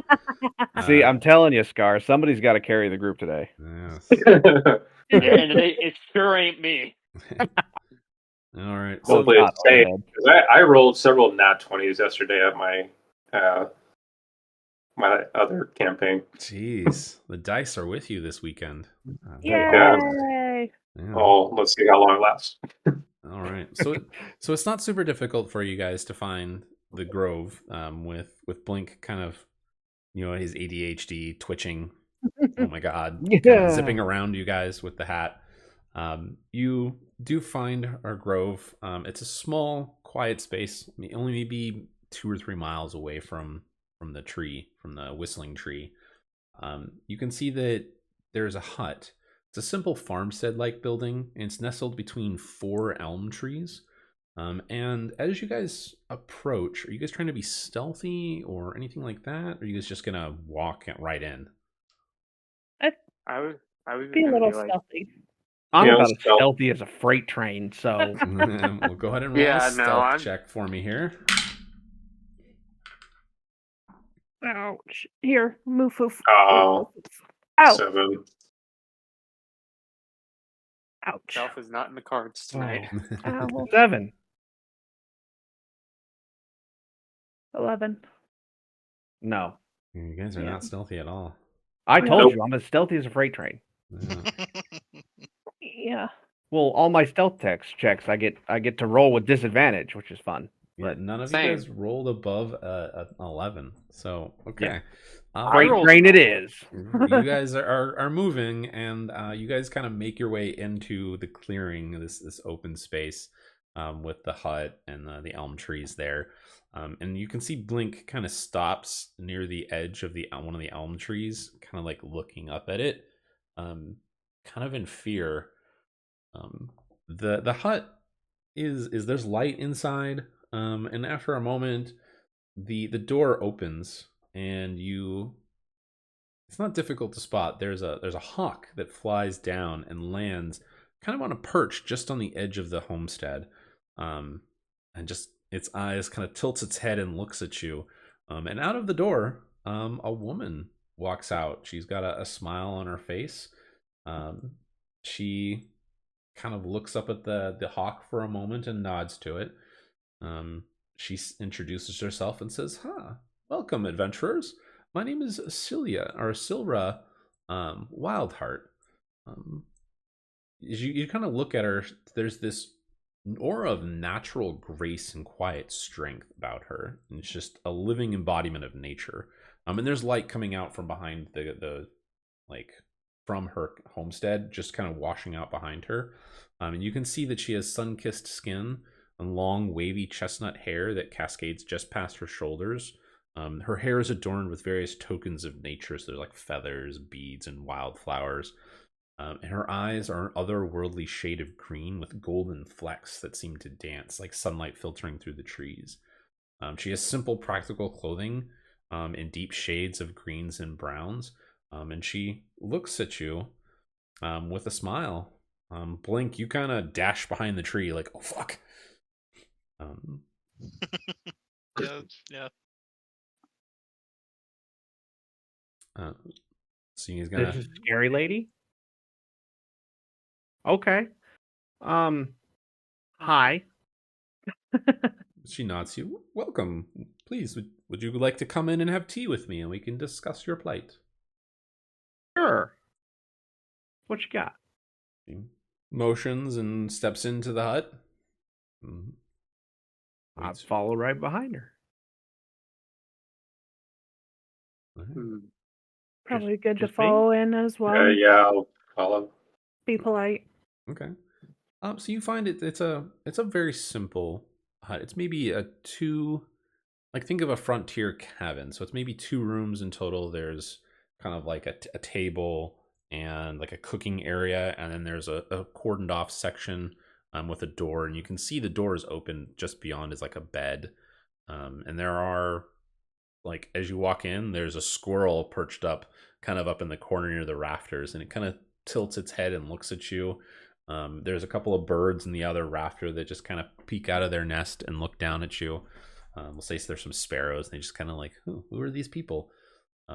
There's never bathrooms. Kind of like Razagant in Lord of the Rings. Isn't very that his name, the similar. wizard? Yeah. Minus the poop.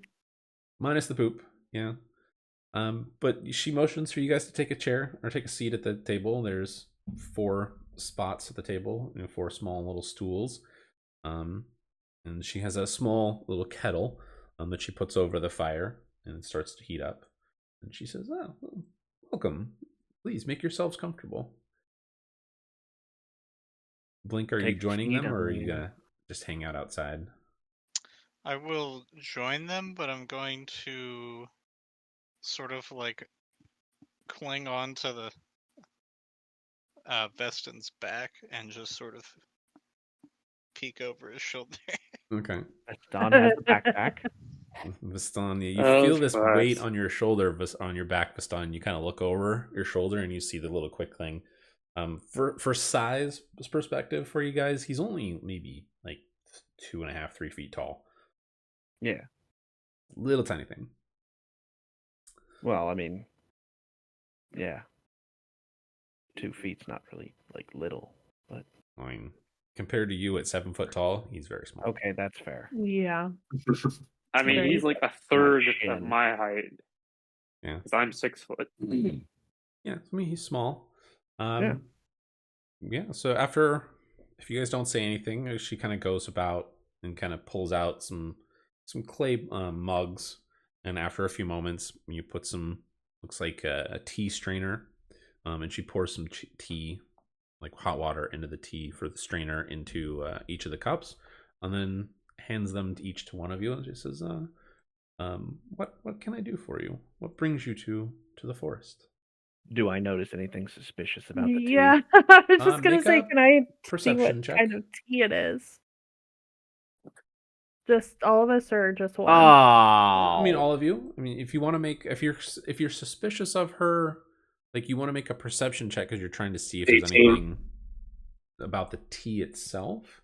Yeah. If you're suspicious of that's- her individually, that's an insight check. The tea. I got a Dalton what, has 15. discerned that it is 18. the delicious kind of tea. I rolled a nat 1. You're like, hey, it's leaves and tea. It's smells. delicious. Uncle, Alright. it's hot leaf juice. Yes, exactly. Hot leaf juice. Hot leaf Yes. juice. I love it. So Scar and Lothartha, you guys, there's nothing shady that you can see that she goes through. When she crushes up the leaves, she does it by hand for the tea leaves. It just seems to be some kind of herbal tea. I mean, it's nothing fancy. It smells pleasant. And she sees, like, looks at you guys, and you can see the suspicion. Like, she sees the suspicion on your faces.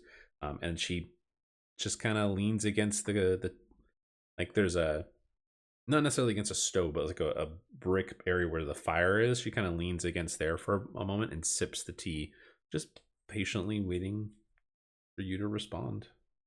I will drink the tea. It's The hot leaf juice. fragrant and smells good, and it's just leaf tea soup, basically. As Hell yeah. Leaf tea water. Yeah, you like those sleeves, don't you? He has to have a little bit of salad from time to time. Yes. It could be a Ted Lasso of, yeah, I don't like it kind of moment. It's good tea. Just Thank you. smiles and nods. Yeah, you're welcome. He doesn't say So- anything else. He's waiting on you. Here's the thing.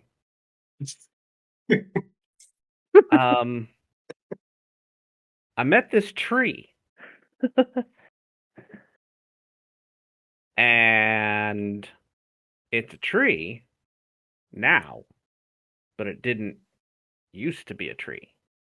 She kind of smiles at you and she goes, "No, it started as a seedling before. You're right. So it wasn't always a tree." Well, this one a little bit differently. It started as a human, and now it's a tree. So she kind of like, you can see like as she made the comment about the seedling, she's got kind of a small smile on her face, like she's poking fun at you. She goes, well, most things start off as one thing and turn into another. It's not surprising. Was this human that became a tree? Is it one that's unique? Have you seen one before this? No, He didn't this- say it was human. We didn't tell her it was human. I did. You Yeah, like Toltec this. did. I 100% did. Oh. Yeah, Well, I've never met a tree that could talk, and a tree said that it used to be human. This tree also had a symbol on it. Yeah, a big druidic symbol. Okay. Everyone go to make a perception check for me here. Oh boy, Perception. 13. 19.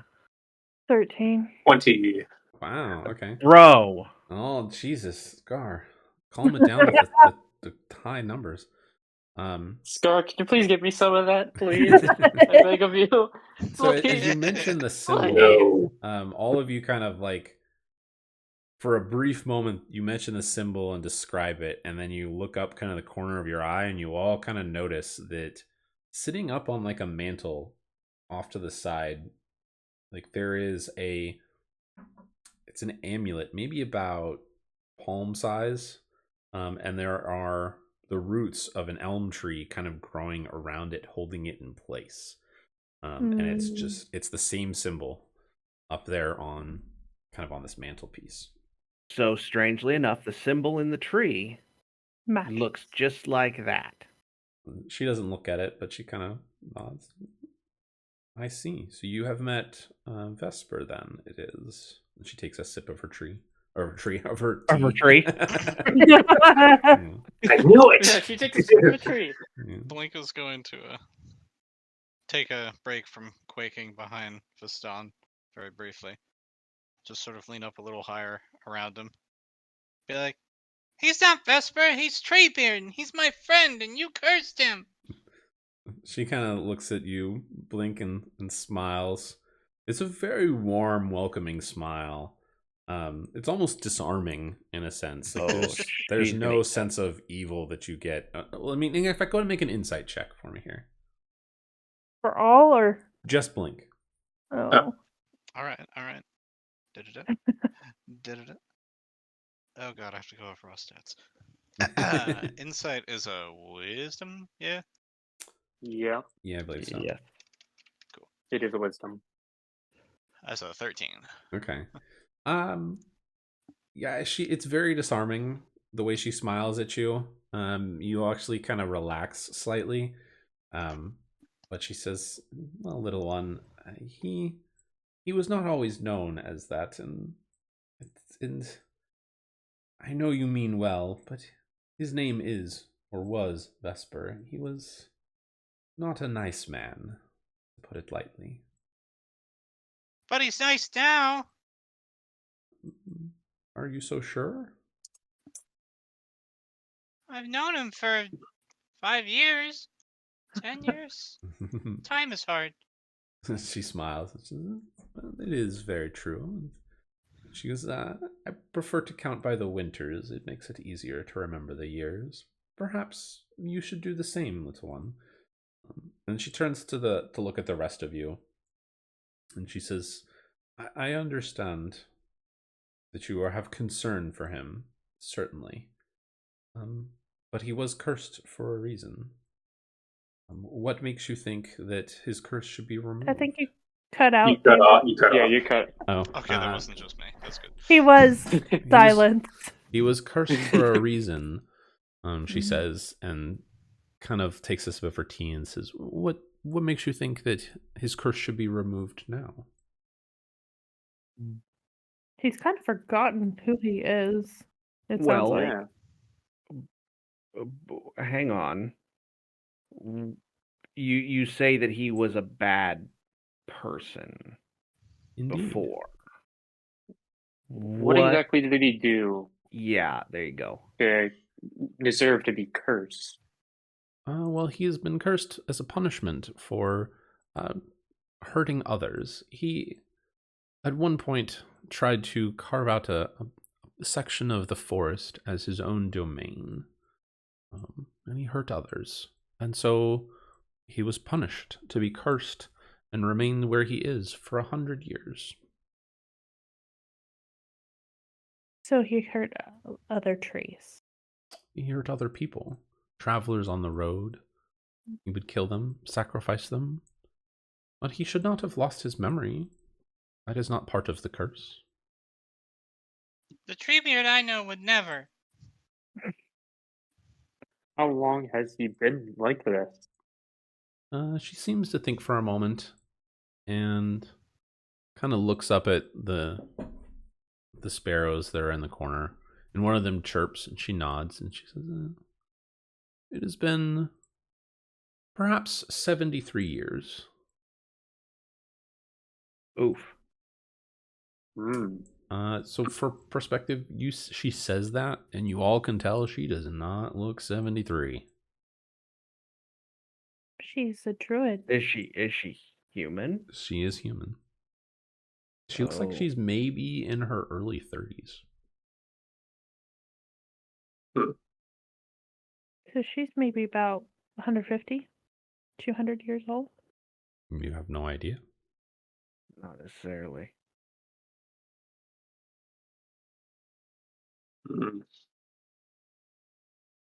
So, yeah. You look really good for 75. She kind of quirks a smile and she says, thank you.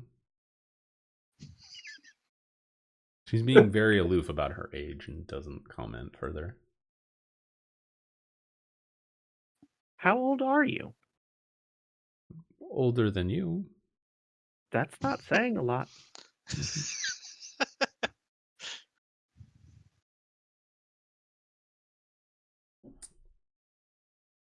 Okay. Well, let's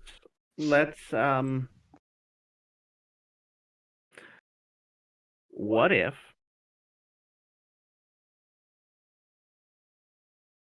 we were to agree to take Vesper back with us out of your forest, out of all that,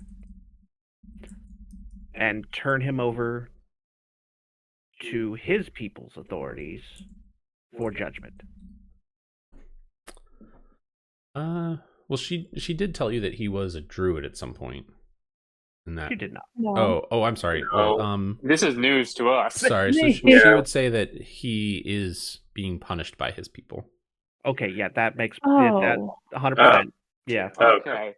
Thank you for the context. Sorry, I thought I said that. You might have, but it got probably cut off. Okay. That Sounds checks out. Oh, you did drop off. Yeah. Oh, Yeah. okay. Well, yeah, I'm out of ideas, guys. I don't know.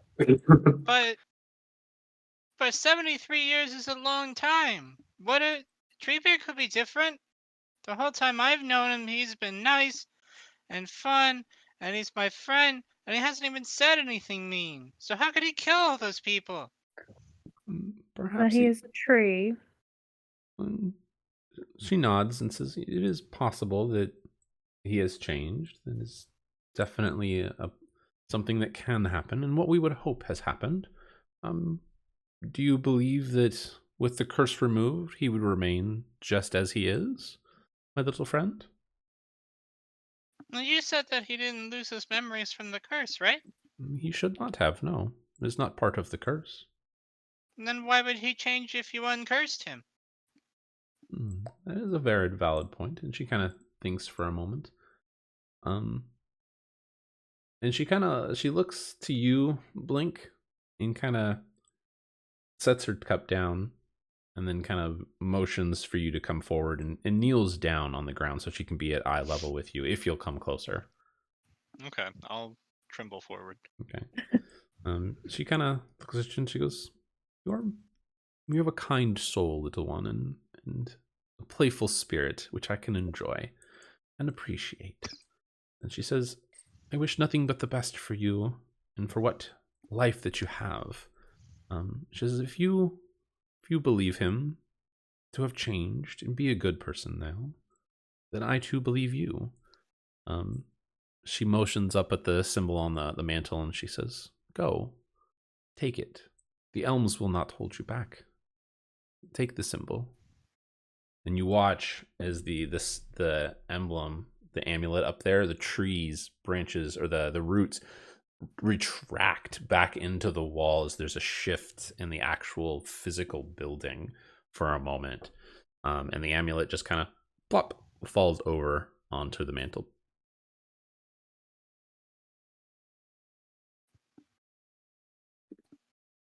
Cool. Well, Blink's just gonna zip on over and grab it. Okay. Zip on over, you grab it, and it's like the size of your chest, or about half that. It's pretty big. And you're like, I got a manhole cover. Yeah, it's kind of like a manhole cover, pretty close. And so she stands afterwards, and she says, "Well, if you wish to remove the curse," and she kind of glances outside for a brief moment, and she says, "You must do so this night, I would think. The curse can be removed by placing the amulet into the tree below where the symbol is, the same symbol. But it must be done when the moon is at its height, which will be a couple of hours away. When you do that, the curse shall be lifted. You shall be free." Okay. Mm-hmm. So, quick question. If it turns out that tree guy here isn't actually reformed, he's one of your druids, what do you want us to do with him? If you release him, that task falls to you. So you're okay with him killing him? Oh, pass the buck. Love it. You may do as you wish. If you decide that is what is necessary, then nature will be at balance. If you fail and are killed, well, then we shall step in once more. I pray that it does not come to that, however. I hope. Yeah, and she me looks too. at you, Blink, and she says, I hope for our little friend here that he is reformed. He'll be fine. It's me I'm worried about. You? I'm sure Treebeard won't hurt any of us. Maybe you're not so scary. Any recommendations on when you sealed him in that tree, was it really hard to do? She goes, I'm not sure I understand what you mean. I mean, do you mean magically? Was it hard to secure him the first time go around? They turned him into a tree. I know, but was it hard? Like, was it hard to do? Like, Sure. complicated to the point, like, was he powerful? Yeah. I mean, she doesn't really seem to grasp what you're getting at. I mean, she says that it was the circle of druids for the region had sentenced him, and it was, through them that they The cursed whole him. druid circle. but- Yeah. But it like it's not like she's not like in terms of magical prowess or physical strength. The way she describes it doesn't seem to indicate either. Like that wasn't an issue for them. Like, and she's talking about it was this druid circle. Yeah, they had sentenced him, so it was just kind of done. Yeah. Okay. They crafted the amulet and the curse, and then they placed it upon him. That's kind of what they did. Okay. All right. Well, let's go open our surprise Jack in the Box.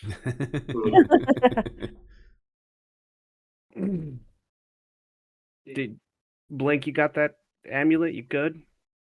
Yeah, I can carry it. All right. Thank you. What is your name? Her name is Solara. Silva. Solara. Oh, It's Solara. Sylara. Okay. Wild Heart, and Heart is spelled Hart.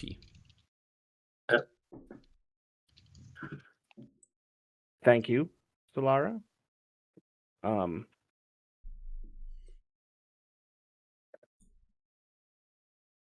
We go in peace.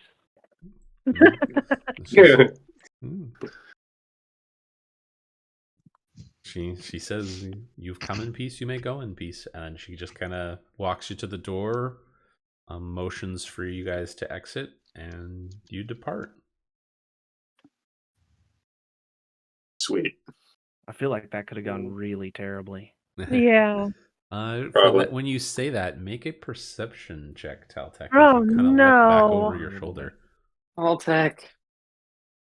6. 6. Okay, man. no. Okay. Do all of us make a perception check? No, just Taltech as he looks back.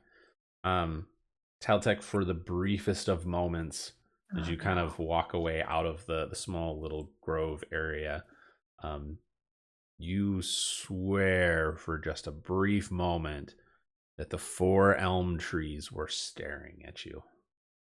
Oh yeah, that could have gone all kinds of bad. Nope, we're I leaving. was to Bye. say it isn't going to. I mean, you look, you go, oh yeah, the trees are gonna get us, and all of you look back, and the trees are just trees. You're like, Yeah. the fuck? Let's go. Yep. 100%. Yep. All right, we'll walk back over to Tree Boy, Treebeard. All right. Before we go fully up to Treebeard, let's make sure. Let's not mention his actual name in case that jogs some memories. Yeah. I think Blink Just wants to to be call him safe. Treebeard anyways. Yeah, Yeah. but better to be safe. Mhm. Let's just see how this goes. We'll play it by ear. All right. So Or go ahead by and tree. put yourselves where you need to be on the map, wherever you want to be. I just put yourselves generally.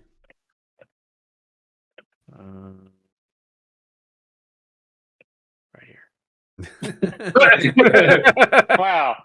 Oh, you're just gonna leave me up front. Taltech's like, fuck this shit, I'm out. I mean, I've got an axe, Hey! so I mean, I guess I can help open up the path blocking underneath. get a little bit closer. Go 10 more feet right there. Still 5 foot squares. Yes. Yep. Okay. All right. I need a bottle of water. Jesus, I can't fucking do anything. 30. Okay, 30. I feel better. Okay. So, you guys arrive back at the tree. You hear the whistling. It's a different tune this time. And as you approach, you actually can see the branches swaying, almost like Treebeard is dancing a little bit to the tune for it. And everyone go to make a perception check. Just to see if you recognize the tune. Wow. And No, I don't recognize it at all. We'll see when Taltek comes back. He had to go use the laboratory, Totally fine. Well, Thartha, you're like, it's music. which is pretty. Yeah, And you're like, hey, I mean, make Pretty you hear, music. pretty hear it just sounds. fine. Blink, I'm gonna say that as you run up, you're gonna be whistling the tune as well. In fact, Hell I would yeah. say it's probably where he heard it from. It's from you. Hell yeah. You're gonna do a perception check. He doesn't need to do a perception Yes. check. Or I'm sorry, Blink doesn't need to, but Taltek does. Yes. Oh, one perception check coming up. Bam. Hey, that's not bad. 18. All right. You recognize this as being a favorite song of Volo. in Hey, Baldur's I know him. Gate. You've He heard. stabbed my eye out with an ice pick. And you got an invisibility eye for it. Hell yeah. That's what the song the train is making, along with Blink. There you go, right there. Okay. So it's gonna be about an hour or so. You guys kind of set yourself up, move along. You guys kind of move out to see the moon as the clouds inch their way, kind of crawling across the sky for it. Blink, you're kind of zipping around, talking to Treebeard, and he's kind of, you hear this laughter every now and then. The rest of you guys can see that between the two of them, it seems that they're kind of playing a little bit of a game. Treebeard will kind of seem to shift slightly in the branches and kind of try to knock some of his leaves off so that they fall onto Blink, and Blink kind of just giggles and moves out of the way and zooms around or up into the tree and kind of sits there, and you can see them talking. They're kind of whispering to each other, and Blink laughs every now and then. And you can hear Treebeard kind of give a good chuckle as well. But as the time approaches, you guys set yourself in positions, and Blink, it's on you. When you are ready, you look up into the sky. You see the crescent moon in the air, the sun, the light shining down upon the tree and the symbol, and an opening appears in the center of it, just big enough for the amulet. Heck yeah. Well, Blink's just gonna be like, yay! Treebird, you get to be a person again! We can go on all the adventures we want. You'll be able to move. Maybe we can race. He laughs and he goes, I cannot wait, little one. That sounds fun. It will be interesting to have legs, to see more of the world that I have forgotten. Alright, and then Blink's just gonna get to it. Lick it. All right. Did you lick it first? Doesn't have to lick it. But so you see, watch as Blink reaches up, and as the sunlight or the moonlight fills the space, you hear an audible click as the symbol goes in, and the rest of the, like, it's nighttime, but there's still the sound of nature. You know, a couple of animals in the forests nearby. But as the click, everything goes dead quiet. Oh no. And Oh, you boy. see there's a burst of moonlight that flashes from the symbol across the sky. It illuminates the great tree, and you watch as the branches begin to tremble and shift. Everyone go ahead and make a dexterity saving throw. You have to beat a 6. Fuck. Oh, that's not bad. That's not difficult. 17. Oh, I got a 6. Okay, you stay on your feet. You almost fall. 19. Oh, technically 20 plus 1. Oh, okay. 18. Wait, Yeah, does so that it's not super automatically difficult. add on my Yeah. So on my saving yeah. throws, does my +1 automatically add, or Yes. Mhm. okay? Yeah, it should. So If you roll 19. it in beyond, it'll add whatever modifiers you have. Yeah. And Blink, you don't have to roll. This is like the ground is shifting, but you're so fast it doesn't seem to matter. He's riding on a hat. Yeah. So you all kind of watch as the tree itself begins to shrink down and kind of coalesce into a man standing with his arms outstretched, standing on the stump of a tree. And he just kind of was looking up at the sky, staring at the moon. And Vesper, go ahead and describe yourself as well. Yeah, so Figures. standing on the stump is just this really, like, almost bone thin, just very lanky, but pretty tall. Probably like 6'3". Like he's pretty tall. Very pale, maybe like mid-30s, early 40s looking guy. Really disheveled, long hair with leaves and sticks and bark, just all tangled up in it. It's almost like he hasn't been able to clean himself for 73 years. Hmm. And he's got we'll say blue eyes, but sort of with swirls of black. Does he smell? He definitely smells. He does not smell good. Yeah, that's kind of rough. There he is on the map. Vesper Nocturnus. Oh yeah, that doesn't sound like a good guy name. Hmm. All right. So, Vesper, you have been trapped as a tree for 73 years. What are you doing? How are you reacting?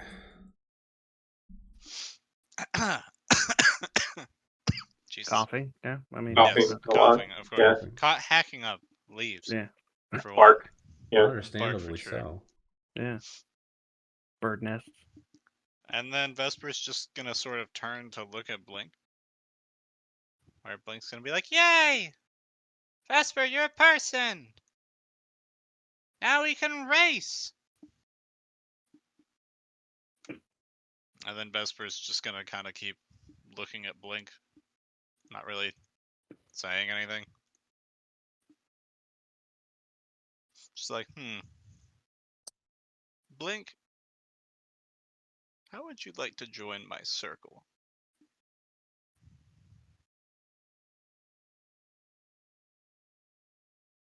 Blink's just kind of like, I don't know what that means.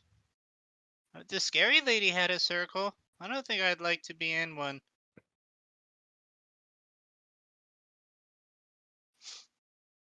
So, as At which point, Blink yeah, I was gonna say, says think about that, you all kind of watch as Vesper looks at Blink and just says, "Such a pity." And there's a flip of his wrist, and Blink Oh yeah. just kind of seizes up, and you look at him, and this look of fear crosses in his face and his eyes, and he's like, "What?" And his arms contort and twist, and he's in this weird, awkward position, like his body is twisting in positions it's not supposed to, and at each of his joints, a star appears. Another one, blinks into existence, and he contorts, and you hear the cracking of bones and snapping, and he goes, "It hurts."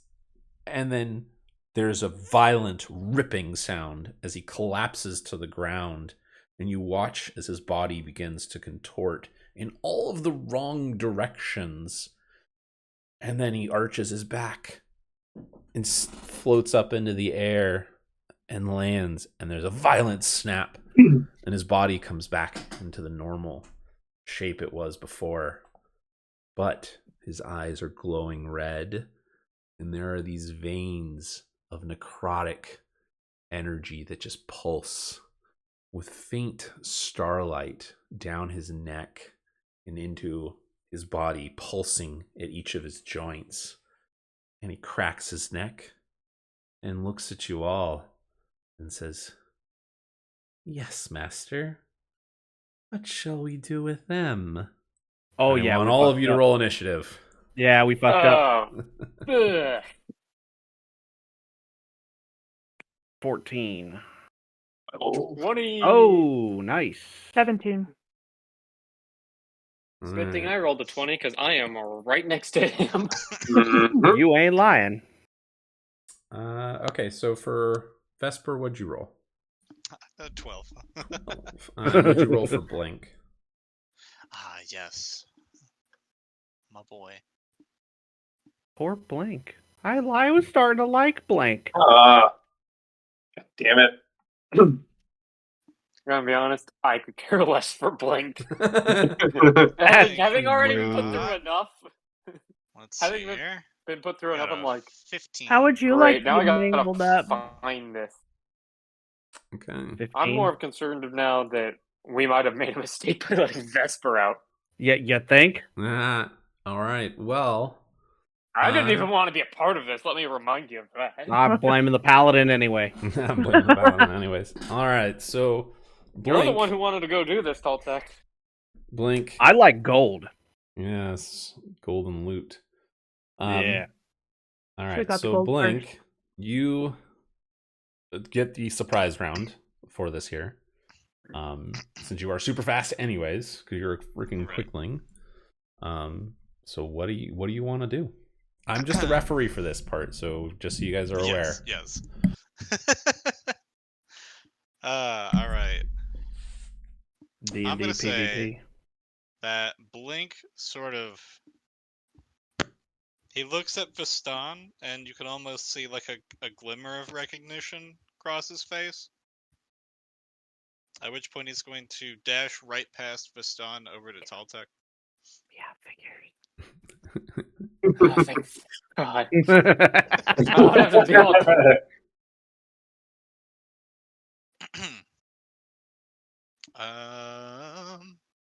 Which, if you would like, would trigger an I should probably be opportunity.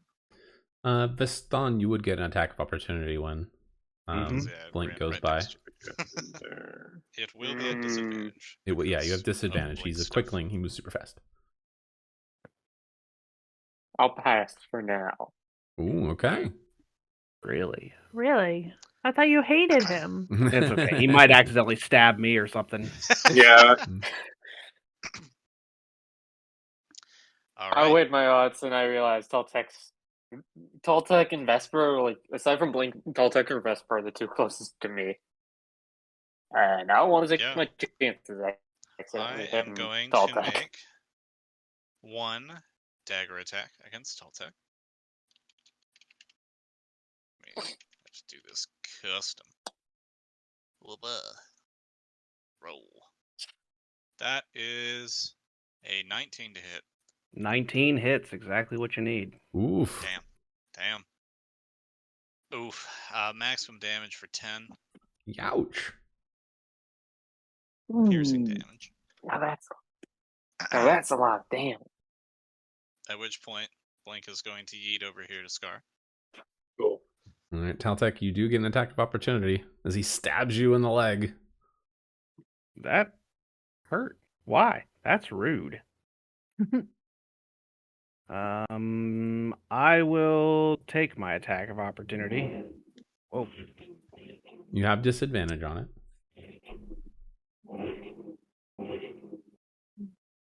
Somebody's trying to blow their headers in my apartment Oof. complex. Yeah, that's awesome. Yeah. So disadvantage. Oh, that's rough. No. That sucks. Still a 10. All right, No, 10 you will swing not your hit. great sword, and you swing and he's gone. He's over by Scar. That would have been an 18. That would have been nice. That would have worked. Doesn't your weapon also technically do like the nick damage? Oh, it does. I believe it does. It does graze. Yeah, so Yeah, great. take 4. So okay, so you would Yeah. take 4 for the graze damage. Okay. Snifty, do you want me to keep track of Blink's health, or do you want to do it? I can probably do it if you want one less thing to manage, although I don't know how much you're managing. If I'm you would not like to managing do it, anything right now, so I can totally do it. I can keep track of the Yeah. damage. Well, and this I'd is like something to for you to do. Go for it. Okay. I'd like to strength parry the dagger attack Oh. Okay. before we do this. It negates 7. All right, Oof. 3 damage it will be. Look at that. All right, Blink, you gonna do anything else? Oh yes. Blink's like, I'm not done yet. I'm not done. Making a dagger You're like, attack "No." against Scar. That will be a 16 to hit. That is. Okay. That will be also 10 damage. Oof. And then I'm going to yeet over to Litharta. Yeesh. And take Scar, another you dagger also get an attack. attack of opportunity. So what do I do? So an attack of opportunity, you would be able to use like I think you have a staff. No, I have a Wand. wand. So you just be able to melee punch him essentially. Yeah. I'm too far though. So when he leaves your So, range, yeah. you'd still be able to swing. The way they work is essentially if I exit your melee range on my turn, you may on my turn, you may use your reaction to try to hit me while I leave your range. Yeah, So that's disadvantage. it would be. Yes, because I'm so fast. Okay. 13. Alas, it will not hit, but it was worth a shot. It was worth a shot. And just you swing and he's gone. Oh, you know what? I actually don't take any damage. Oh. Heavy Armor Master. Oh, what does that do? I don't actually. Reduces bludgeoning, piercing, and slashing damage you take from non-magical attacks reduced by 3. Yeah, that Ooh. sure is a non-magical Oh. piercing. So. There you go. Nice. I was looking at it and I'm like, I know there's something about that I've got. I've got so much crap on this features and traits thing that took me a minute to find it. There you You go. are just practically untouchable by Blink, I guess. No, he got I can lucky. only do that a couple of times. He parried In is that what it case, was. It's that parry. I don't actually. Okay, so what's the classes on everybody that Blink would have sort of observed on the way over here? So Viston is a paladin. Okay. Lathartha is a sorcerer. Sorcerer. Yeah. Okay. Scar is a wizard. All right. And Talthek is a fighter. Gotcha. Race-wise, Viston is a high half-elf. Half-elf. Yep. And High half-elf. Talthek is a dragonborn. Hell yeah. A blue one, I believe. White dragonborn. Lathartha is a tabaxi. And Scar is a human. Okie dokie. In that case, I am going to notice that Taltek actually deflected all of my damage there.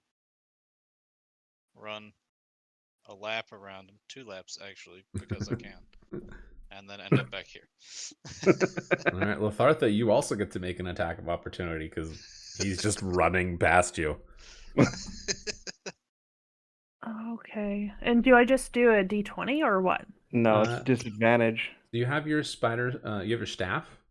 Yes. So if you go to this like actions and it says the plus to hit, if you right click on it and do disadvantage, you can just roll with the staff with disadvantage. Do roll. you have like a fire hands or shocking grasp or anything like that? You may not use magic as an opportunity attack unless you take a specific feat for it. Yes, if you took Warcaster, you would be able to. Oh, right.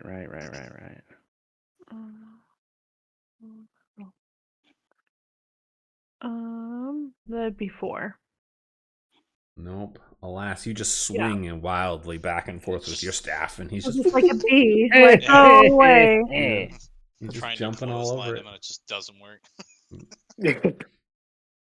Yeah. And then, Blink is going to take his last dagger attack on Talthek again. And this one, we will see, is a 13 to hit. No, sir.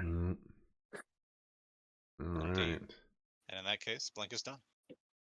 All right, that brings us to the top of the order. Viston, you are up. You are up first. So for context, you watched Blink turn into this star like outline, kind of like a constellation looking creature. He's still quick and fast. He jumped off the stone, ran past you, stabbed at Taltek, ran to Scar and stabbed him, and then did like this dirt like cyclone around Taltek before stabbing him again. What do you want to do? I'm going to go after Vesper Nocturnus Okay. with my halberd. Feel free. Oh yeah, halberds have reach, right? So you can just reach. 17. That will not hit. What? Oof. You go to hit him. Yeah, notably, you can see that Vesper is holding a shield. Yeah. As you go to swing, Oh. he pulls up the shield and clang! Just right off of it. See, I was thinking it was a naked tree dude. Yeah, Vesper does have some equipment that I just didn't describe. But for the sake of descriptions, he's got some cool-looking goggles, a sickle, shield, and some slippers on. Nice. And some slippers, Some of course. Slippers that look like they have spider webs on them. Yeah. I dig the slippers. All right. Well, Vistan, anything else?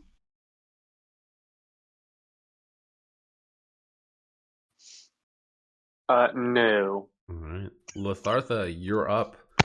You just Alright. watched Blink run around. Vistan took his halberd and slammed it into Vesper's shield. And what do you want to do? Okay, we're gonna go with magic missile because fuck anything else at the moment. Against who or what? Against the blink.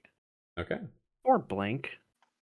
Well, I don't want to kill him, but I wish there was I'm only at Vesper because I think if we get rid of him, it will fix Blink. Yeah, there's also death by 1,000 cuts. Fine, I'll do the tree beard. All right. Alrighty. And if I die, it's your fault. I could heal you from how far away I am. All right. Use. Oh, right. It's the 21st, and then do that. Okay. For magic missile, you don't have to roll. You just roll that's- damage. Yeah. Oh, okay. Guaranteed hit. And I do it for the first one. First is, I think, 3 times. Yes. Yeah. Okay, 2, 7, 8, 7, 8, 9. So 9 damage. All right. Heard. 9 damage. You point out like right at Vesper and these 3 bolts. He lowers his shield just for a brief moment as the 3 bolts kind of go around the shield and slam into him. Good. Anything else?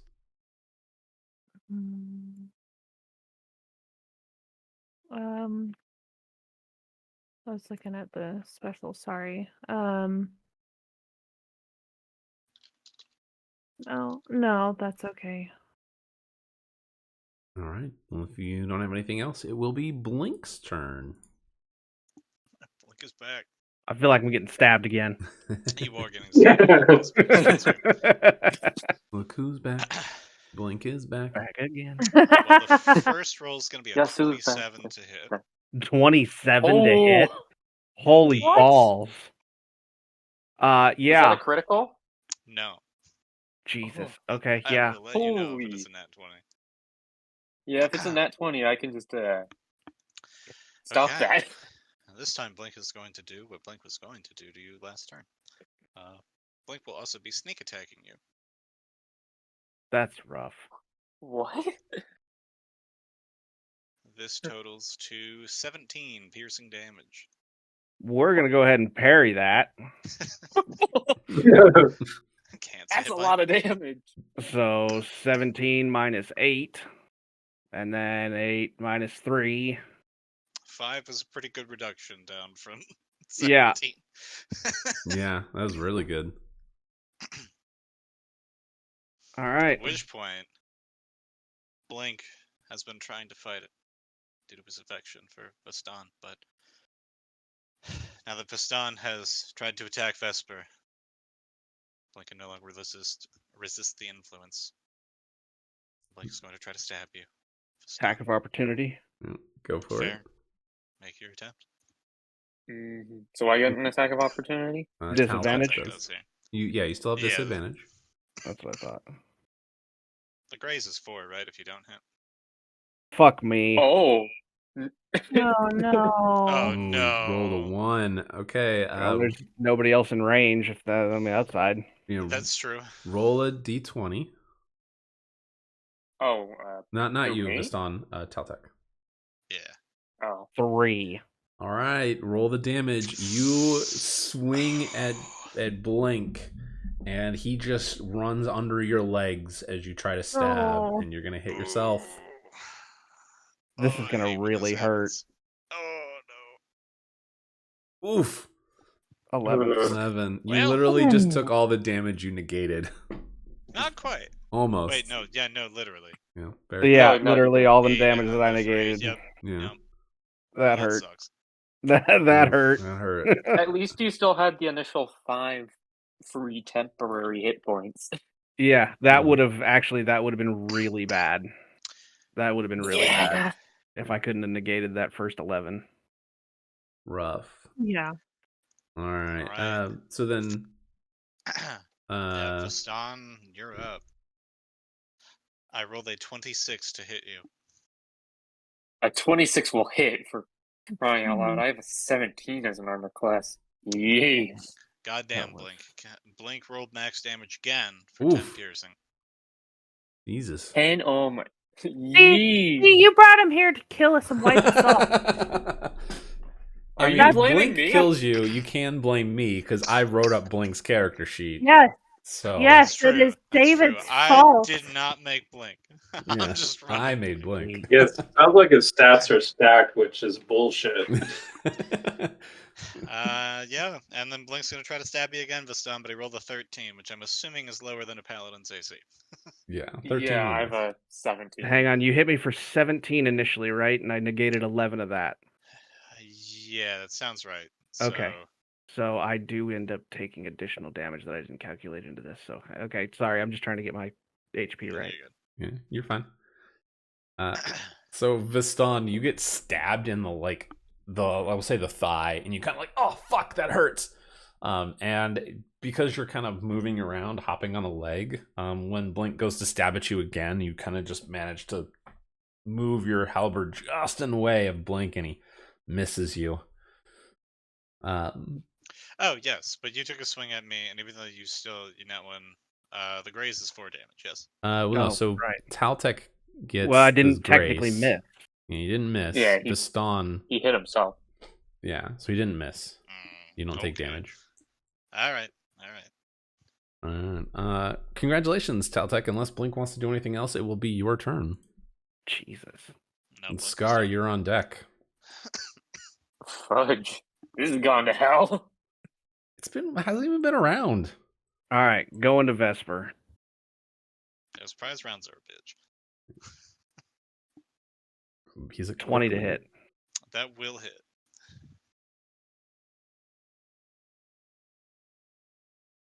Uh, 10. Yeah, I'll roll it That's again. +1 damage. Oh, okay. Yeah, fair enough. Yep, 13. Alright. And then, screw it, I'm gonna burn it. Go with action surge. Second attack. Oh, that's probably not gonna hit. 18 to hit. That will hit. Oh, nice. Oh, max damage. Yay. 17. Okie dokie.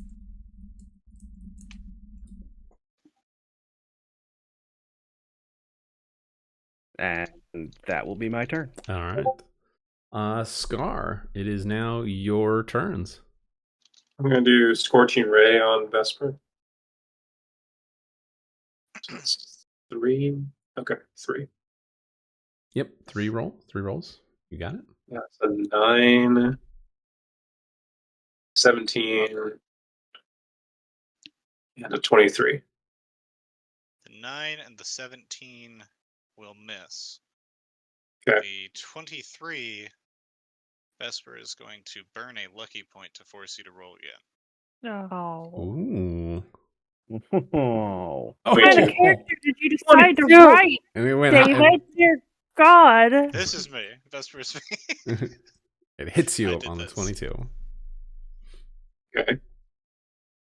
7. That will miss. Oh, No, okay, so I he rolled a rolled a 22 on 22. the second roll. And I rolled damage. Okay, for okay. 7. Yeah. Alright. 7 damage. Noted. Yeah, I'm good. All right, Vesper, it is now your turn. Alright. First things first. Vesper is going to... Yeah, I'll do that. I am going to enter Starry form as a bonus action. Form of the Chalice. So you turn into a cup? Kind of. Kinda. We ain't drinking from that cup, that's for sure. Little dots of starlight sort of arrange on his body in the form of a cup. And he Would've been becomes way cooler to slightly turn less into a cup. corporeal. It means mechanically nothing, but visually he's a Way little more cooler now. transparent than he was before. Yes, he does look much cooler. Yeah. And with that, oh boy. What do I get to do here? Yeah, okay. I am going to target with a 10-foot sphere, Taltek and Vistan together, also incorporating myself. So basically a 10-foot sphere centered on Taltek. Cast Wither and Bloom. Ooh. Oof. I will need a Constitution saving throw from the both of you. Constitution saving God. throw. Ooh. Rough. Perfect. 13. 13 fails. Caltech rolled a 1, so we got an 8. Okay, that also fails. You will both take 7 necrotic damage. Ugh. This is not going well for us, Taltek. No, it's No. not. As the life drains out of you, you can see it reinvigorate the pretty beat up Vesper, who is going to regain. Shit, where the hell does it show you the hit die? It's 7, That right? is weird. 7 damage is Yes. what you took. Okay, thank you. I'll just have to Google it. Druid hit die. Okay, D8. That will do 7 plus. Let's see here. Yep. Do I have to scroll all the way down? This character sheet is so large. Jesus. It's so big. It's so big. That's what she said. Just not to me. Mm, Oh. Oh. yeah. So you get the healing from the chalice, and then don't forget about the hit dice portion. Yes. I took the hit dice. I took the chalice. I took the hit dice, I took the moonsicle. Now I need to find the chalice. The chalice They is made starry 1d8 form. as well. Okay, they made starry form really weird in the menus. Okay. Shit. And that you'll get me to. Why don't I have a dice log? Man, because it's not in the campaign. Heard. Alright, that's 14 hit points of 14. recovery. Okay.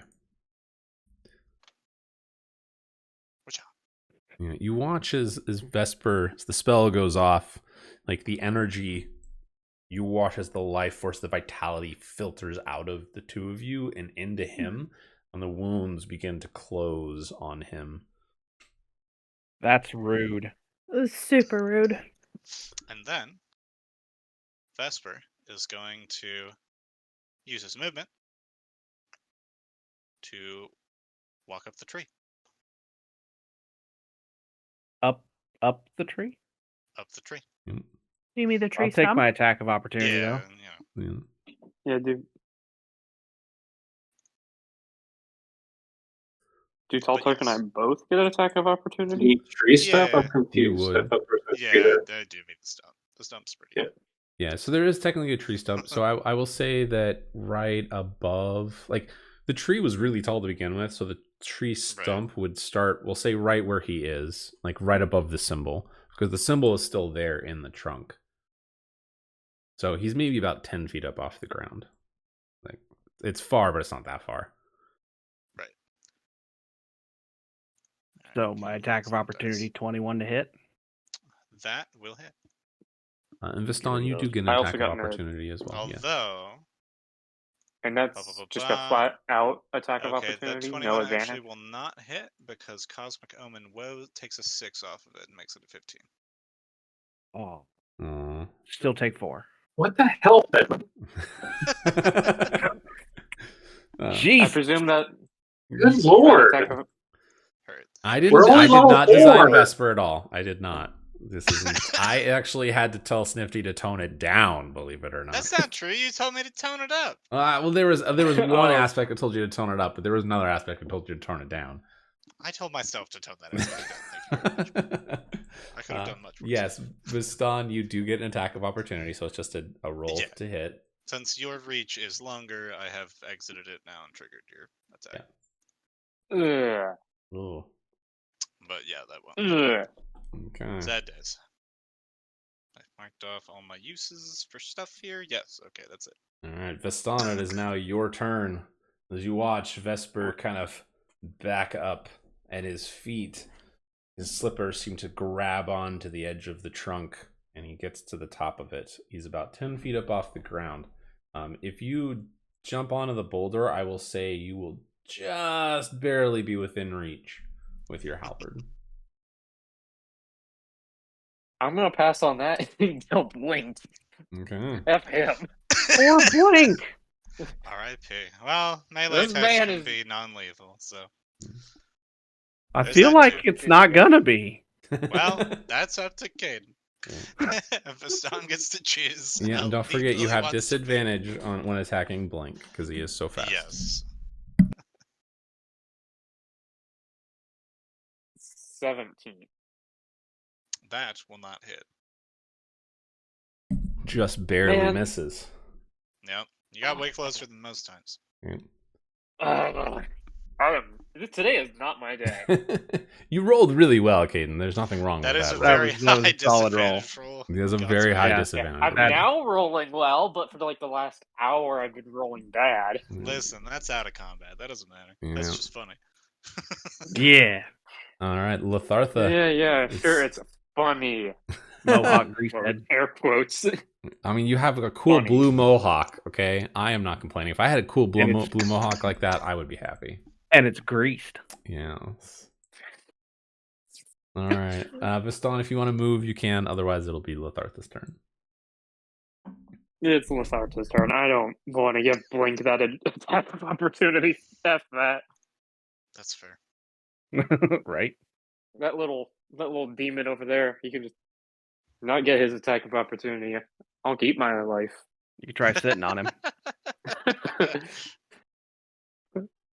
Okay, so on the tree beard, I'm going to do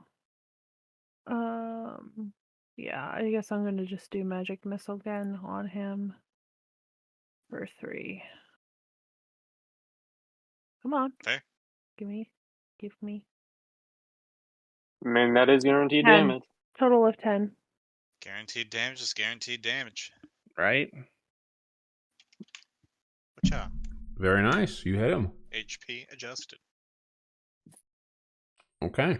Well, then, Lathartha, unless you want to move, it will be Blink's turn.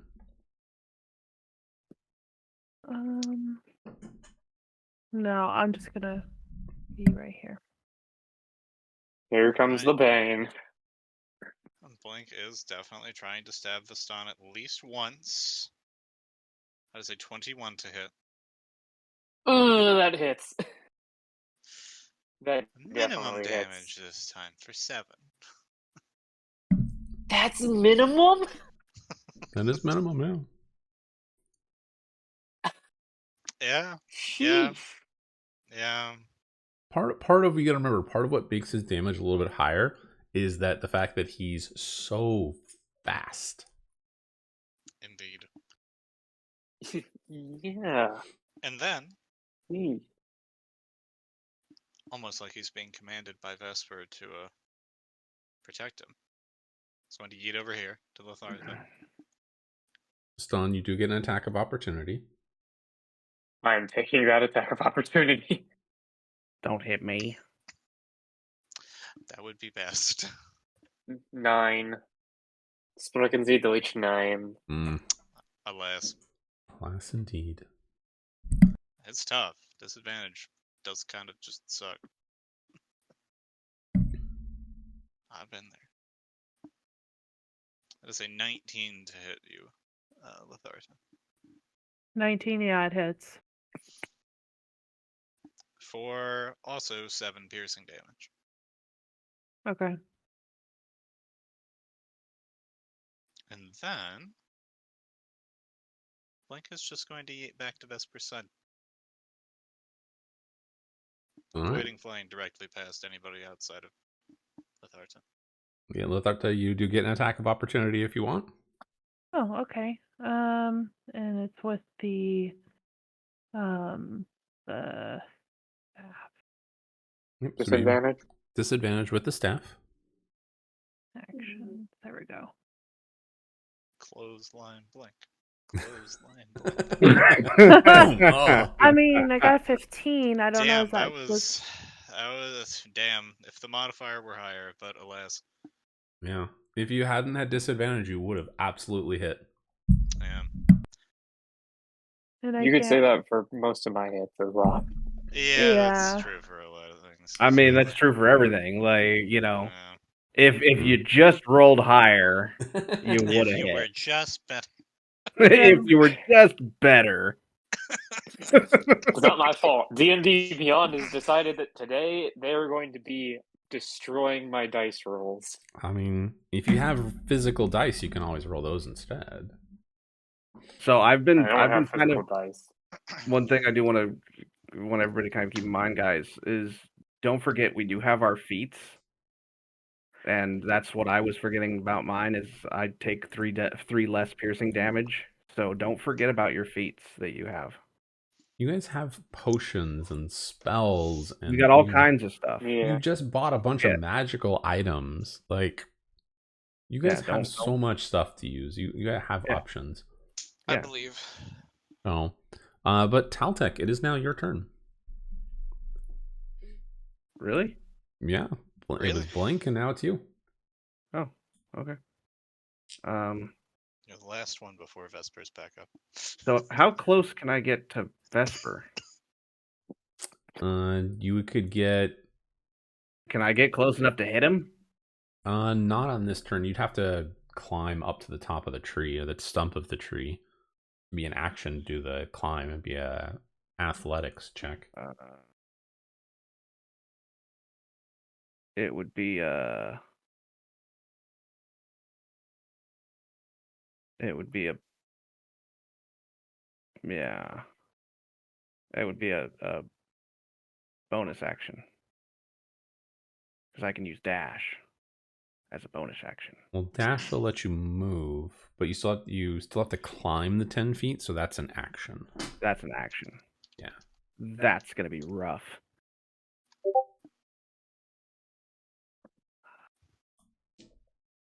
All right.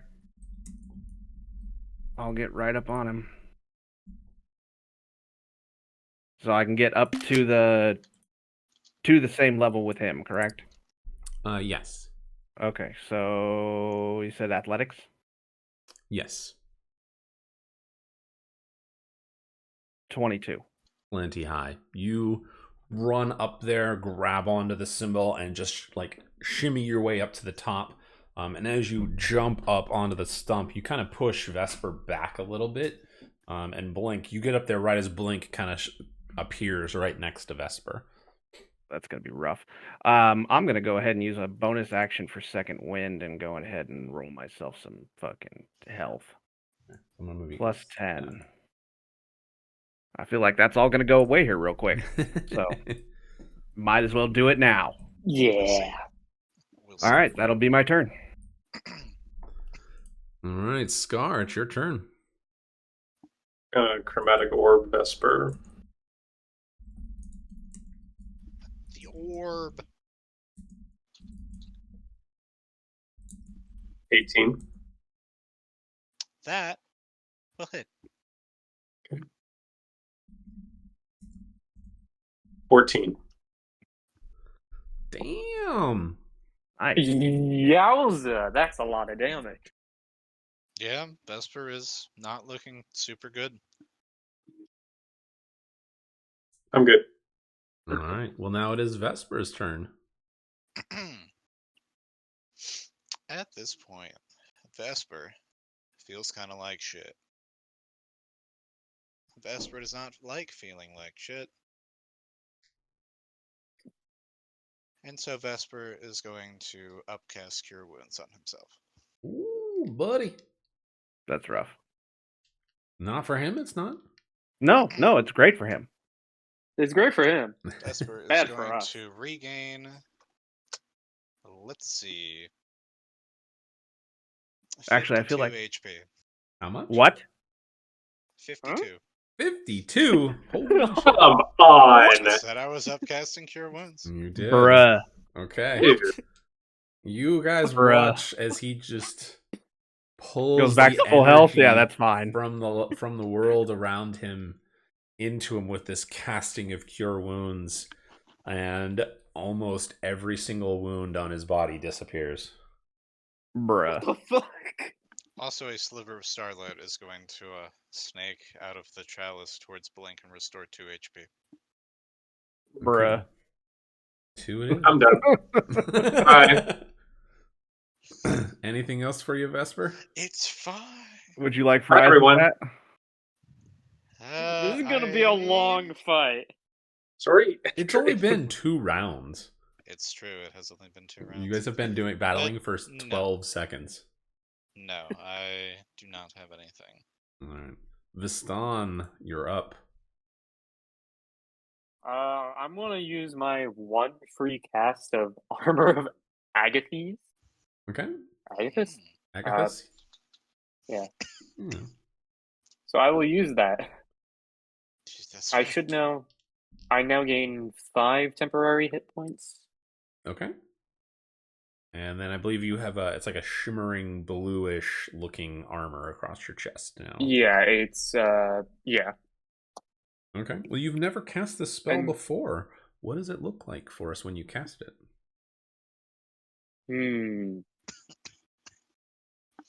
It looks as though like the air around me begins to kind of produce kind of like, when you breathe in cold weather, how there's like that, The you can mist. the see your front. breath. Okay. Yeah. Yeah. It starts to form and then it like starts to condense around me into, like small little shards of like blue on my armor. Excellent. And this is from runes, correct? Yes. Okay. Does that play a factor into it? Does that show up at all, or is it just? Let me read the rune carver real quick just to make sure. It doesn't have to if you don't want to. I'm just curious. Or rune shaper.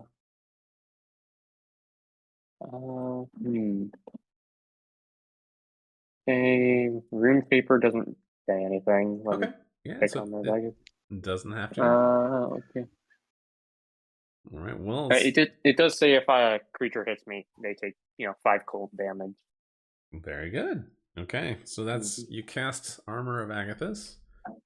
Anything else? I don't know if that's a bonus action or not for you. That was that counts, I think, as a bonus action technically, Okay, so you still have an action. as I'm using the. Let me just make sure of that real quick. Because I don't want to accidentally cheese the system. That's fair. I always have to Google spells that I'm using if I don't already. Because I mean, pull up. It says it's one action on the thing, but it's got the use like Divine Smite for like Paladins. How they've got the one free use. Okay, so it is an action for you then. So what happens is you just mark it off as a free use. It doesn't use a spell slot, is what it is. Yeah. Mm-hmm. Sounds like it is a channel divinity option. And he got it as a part of his feats for leveling. Or wait. Yeah, it's part of the Rune Shaper feat. Oh, that's neat. I've never taken that one. I think it's new. I remember looking at it. It's Yeah, it's pretty good. Yeah, it's That's cool. giants magic and stuff like that. Yeah, that's neat. Very cool. All right. Well, did you want to move or do anything else? Sure, I will move.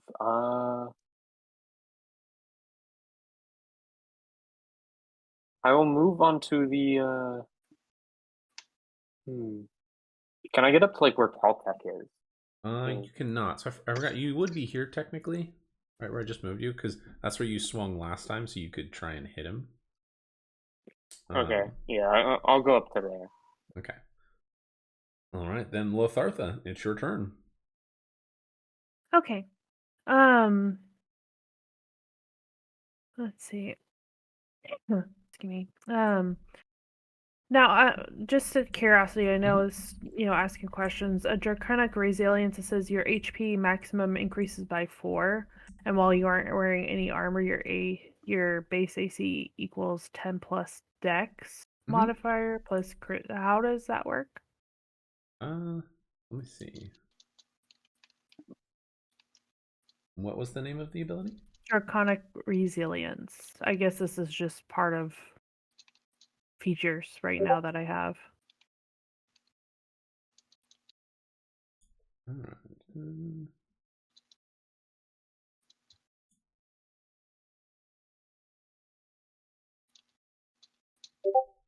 Plus your charisma modifier. Okay, so My charisma's 18 plus 4. Yeah, but your dexterity is plus 0, so your armor class is correct. It did the adjustments for you. It did. Okay, I wasn't too sure, Yeah. like if it did it or not, and what that means. Gotcha. Yeah, no. If you got something to increase your dexterity, you would start to notice improvements really rapidly from it. Okay. And then okay.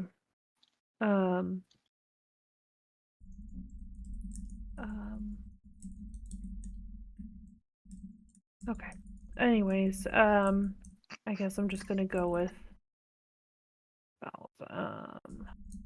okay. And I'm just gonna go ahead and he's within range. I'm gonna just do it again. I want the hit. I want the hit. Guaranteed. For magic missile. And magic missiles. 7. All right. You watch as the blast just right over, like right around Taltek, over his shoulders, right into Vesper, slam into him. Vesper kind of takes a step back, but seems otherwise, hurt, but not overtly so. Anything else? No. Okay. No. No. All right. Well, then, that brings it to Blink again. Taltek, you're on deck. I'm Alright. ready. Blink is going to stab Taltek once. Now that he's up here, after maneuvering. Wait. No, that's open air. He will be here to stab you. Yeah. His Blink cannot adhere to a tree. What, Blink can't float? No, he lost his flying hat. Having it all the twisty. All right, so this I'm gonna put a red marker. I can get Just it. for, like, This is just gonna be increase. how big the trunk is. Yeah. So the trunk is that high. It won't let me do it different. All right. No flanking for Blink. Up. That is a natural 1 off of Blink. Blink loses the rest of his attacks, but he does have to roll a d20. He rolls a 4 on the d20. Ooh, roll a d4 again. A 1 and 2, Blink stabs himself. A 3 and a 4, he stabs Vesper. Blink is stabbing Vesper. Ooh, burn. I mean, it was gonna be a sneak attack if it hit, so it's still gonna be a sneak attack. Ouch. That is 14 to Oof. Vesper. Nice. Take it where we can get it. Yeah, Flavor pretty much. that as Blink is shining through a little bit there. Sorry, master. Sorry. As I stab you in the face. You're right. All right. Well, Blink lost It all of his wouldn't be a attacks. fist, be more of a skin. So Vesper, I'm sorry, Taltek, you're up. Scar, you're on deck. All right. Going for the Vesper. 14. It will not hit. All right. Still takes 4. 4 damage. Oh, I will not 14, burn 4 damage. another use of Second Wind. Get that HP. An additional 11. Ooh, Very nice. strong. Back up to full. All right, Scar, I feel like I'm going to need that. you're up. I'm going to do Arcane Blast. On 11. Oof. Oof, yeah. So the Arcane Blast hits low, just hits right into the side of the trunk, and just sparks. They look almost like stars in the night.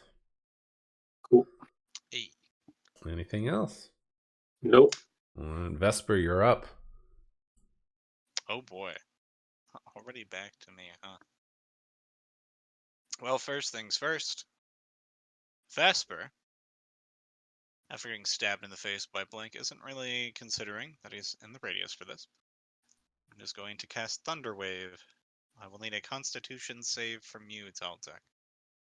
Con save. Coming up. Ouch. Oof. 9. That will be a failure. You are I will What? expend a superiority die okay. to add. Where is it? Down here. I think it's down here. No, it's up there. Right here. Where? Down here. Yeah. 1d10 to the result of the ability check. Let's see. Plus 6. That is still a failure. Still a failure. Oof. Cool. You will be pushed 10 feet backwards and take 5 thunder damage. And you take 1d6 fall damage, Why are you like this? which will be a 1 as you fall on top of Veston. Do I take need to damage? see You if the do same not, thing- Veston. No. Oh, so You're 6. fine. And let me. Is fall damage. Is that bludgeoning? It is bludgeoning, yes. Oh, so I only take 5.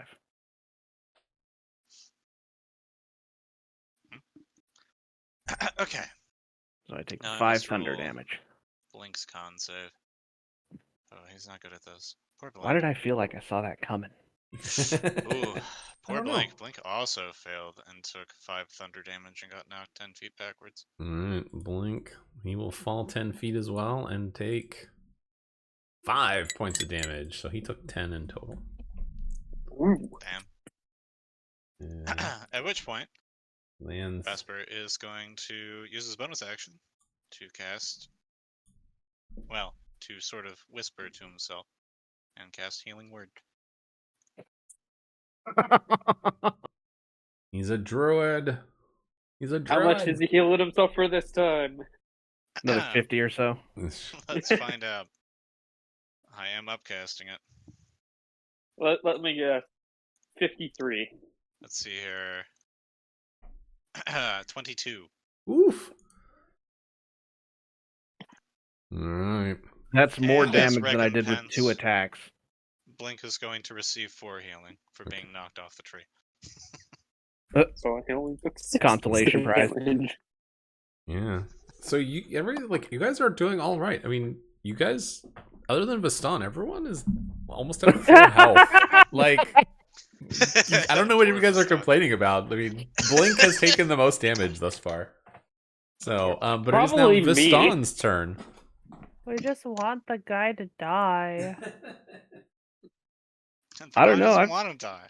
I have 20. Gotta put out that damage output.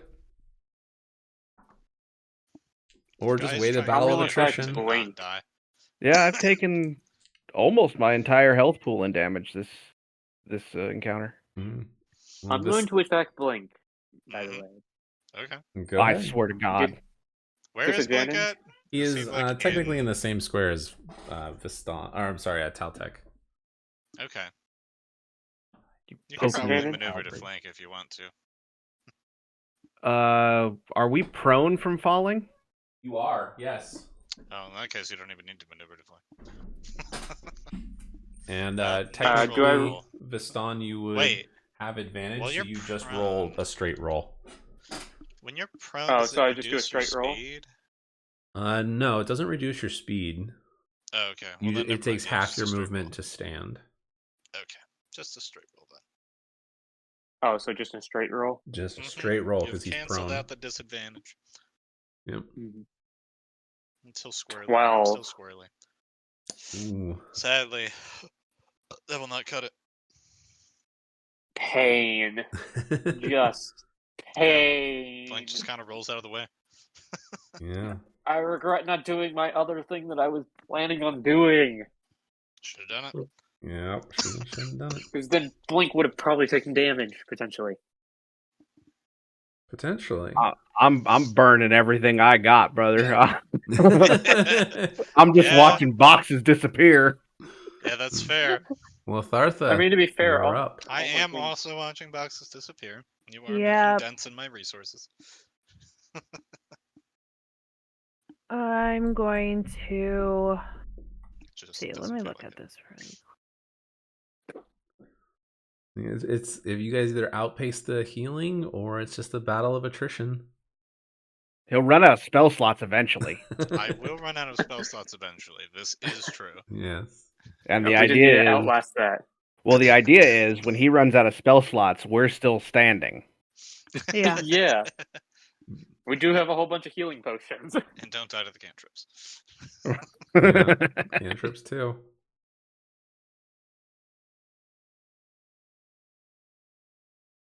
So I just ended my turn, so whose turn is it? It's Letharta. mine. Letharta. I'm looking at my features.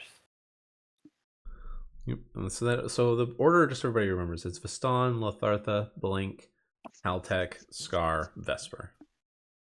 Mm-hmm. So Vesper was out here like, I'm taking my time. I'm rolling low initiative. he's been trapped as a tree for 73 years. It's the Exactly. molasses. you Dang know? it, Fed, when you beat me to it. I was just about to say something similar. Hey. You are my son, so I'm proud of that. Yeah, like father, like son. as the saying goes. Exactly. I was legit gonna say, well, he has been trapped in he's been stuck as a tree for like, what, 70 years, pretty Yeah. much? Pretty much. So- He is gonna be fairly slow. So, out of curiosity, innate sorcery. Mhm. It says one bonus action. What does that mean? It says the spell save DC of your sorcerer increases by 1, and you have advantage on the attack of rolls of sorcerer spells you cast, and it says Ooh. but one bonus action. So Yeah. does that mean I get to like hit twice essentially if I want? No, so you would use your bonus action. You say, "I'm going to do my innate sorcery." You would check off the Okay. box, and then you would Okay. for your action you'd cast a sorcerer spell. Okay. And then if your spell has like to hit, you would have advantage. If it has a save DC on it, the save DC would increase by 1. Okay. Yeah, bonus action is misleadingly named. There are essentially just 3 categories of actions, and bonus action is like just the second category of action. Yeah. Okay. And then Font of Magic where you create spell slots, does that mean you get to increase them? No. So for example, like you've used Magic Missile, which uses a spell slot. Yeah. So Font of Magic would restore one of the spell slots, so you would have it available later on. Oh, okay. But that only counts as my one action, correct? So Font of Magic is I mean, it says as bonus action. Yeah, so it's a bonus action. Okay. So here's a good example. So let's say you were completely tapped. You had no more spell slots available. You could use your bonus action to create, to use Font of Magic. Then you would have a spell slot available. And then you could use your action to cast a spell because you would have a spell slot available. Okay, so all in the one same go, correct? Correct. Okay, so okay. Yeah. Okay. That's what I wanted to make sure on that. You may use one bonus and one normal per turn. Okay. All right. Well, I want to use a magic missile regardless. So Okay. So for example, I've gotten. Go ahead. So if let's say you were going to cast Arcane Blast or actually like Chromatic Orb, for example. I'm just throwing out spells that I see on you. So, or Chaos Bolt, it would be one because that's a source for a spell. So when you would cast it, you would have advantage on it if you used the feat. You don't have to for the innate sorcery. If you just want to use Magic Missile, you certainly can. Yeah. Just an option. Okay. No worries. Okay, I guess I'm going to try Chromatic Orb on this. Okay. See if that works. With or without innate sorcery?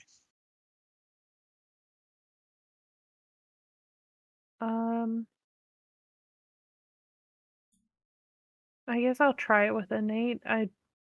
Just to kind of practice the mechanic. Yeah, that would be my recommendation too.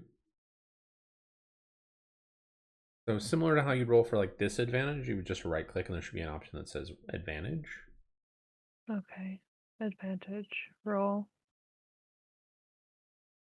24. 24. That will hit. Yeah, and then just mark I would hope so. It'll definitely hit. That's good. And then I roll for damage. You got it. Okay.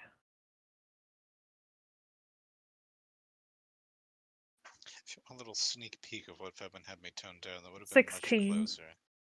Solid chunk. Solid chunk. You were saying? What if Febin had me toned down with those characters? That would have been a much closer and probably not a, oh yeah, absolutely that'll hit moment. Yeah, he had his AC at like 21. Listen, dear God. I saw the number and I was just like, ooh, that's too much. A bit. Yeah, I was like, they need to be able to hit you because we were going over math and statistics of like I was odds just to like, hit. ooh, no. And I was like, this is not going to work. If his AC was 21, I would never be able to touch him ever. Exactly. Yeah. That's why it's not. Yeah. And I guess you choose on the chromatic one of what type. Does it matter in this case? I will give you this for free. It does not. Okay, I do then. not have any resistances or vulnerabilities. So flavor how you like. Yeah. I guess poison.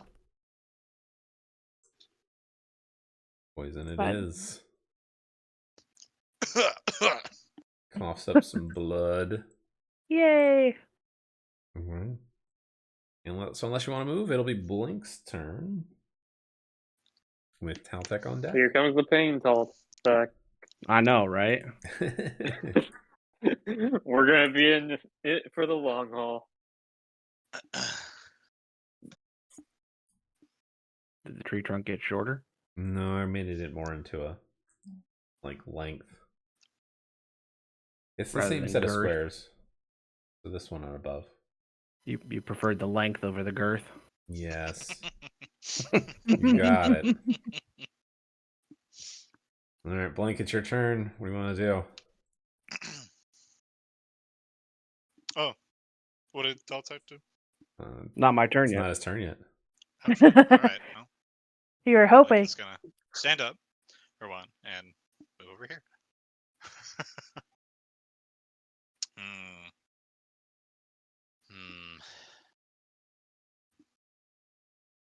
Who would make the most sense? Well, sadly for the tabaxi. All right, Viston and Taltek, you 16 both get hurts. attacks of opportunity. Don't forget. Yep. This is true.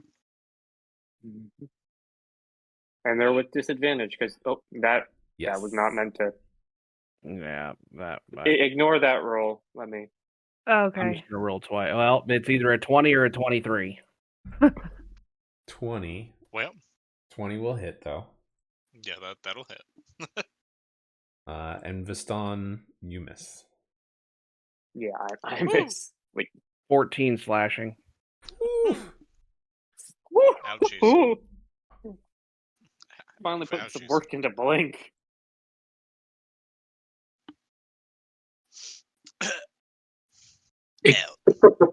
Ow. As you Like, slash into him, evil out. I'll say that like one of the lines gets severed for the star, like the dots, and you just see this gushing of like necrotic starlight. It almost looks like that. What is it? Like the glitter kind of glue that's black, just kind of spurting out of his arms. So I cut him and he bleeds glitter. Yes. Yeah. Black glitter. Yeah. And you'll Oh, never God. get it out. I knew he was a stripper at heart. Yeah. How did you think his dexterity got so high? Yeah. All right, Blink, what are you doing? You stabbing Right. Lathartha? Yes. Now that I've been stabbed. That is a... Huh. That is a 13 to hit. Oh, well, no, it doesn't work. Well, Blink doesn't like missing. That is a 17 to hit. Okay, and then oh wait, because I was gonna be like, I want to use my wings, protective wings. What does that do? What do those do?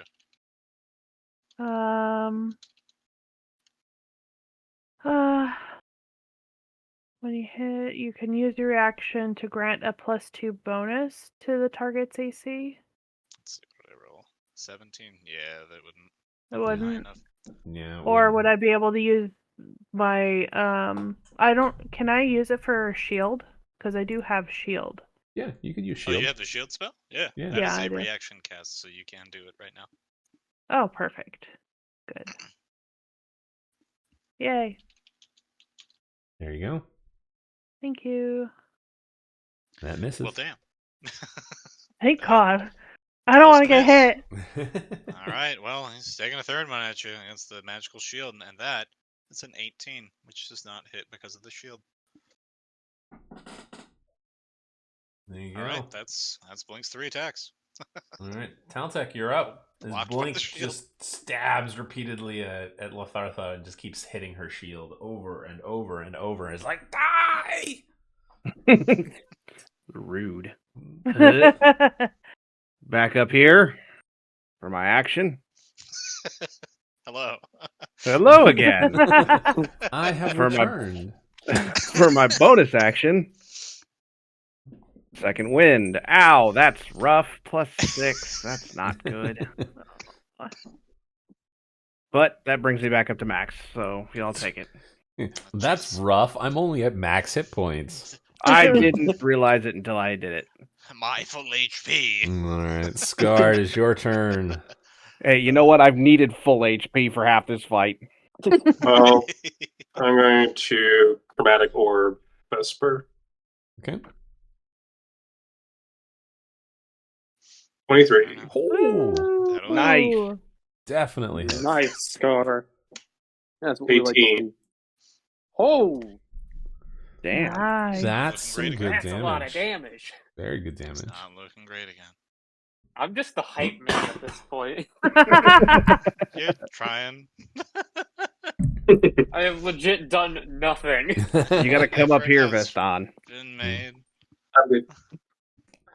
All right. Scar, unless you have anything else, it'll now be Vesper's turn. I'm good. Swear to God, I get thunder waved again. Well, Vesper's hurting enough that you are not getting thunder waved again. He's gonna Vesper heal again. Yeah. for like 50. Yeah, Vesper is upcasting Cure Wounds. Yep, he's gonna do it for like 50 plus again. So can I counterspell by poking him in the eye? No, That unfortunately is 45 points of healing. Oh. not. 45. That's even better. Hey, like, at some point we need to, like, it's almost 9. So What do I got? Lacey. Taffy. And bonus action. Shifting into Archer form. Chalice form away. Archer form. Oh. I am going to launch a bolt of starlight at. Well, I guess Taltek.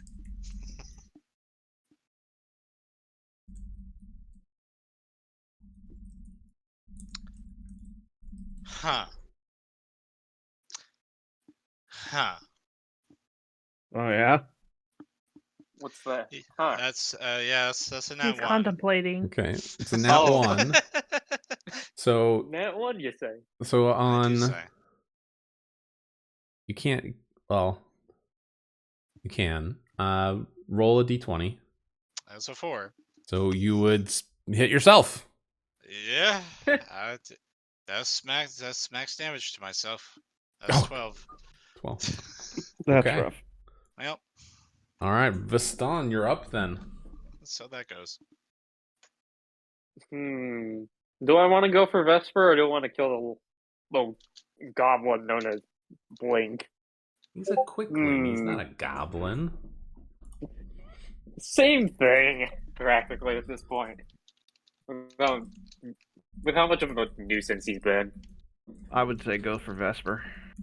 I think if we take out one, it's going to disable them both. Okay. I am athletics check to get up. Yep. Oh yeah, I didn't do Yeah, that. to try.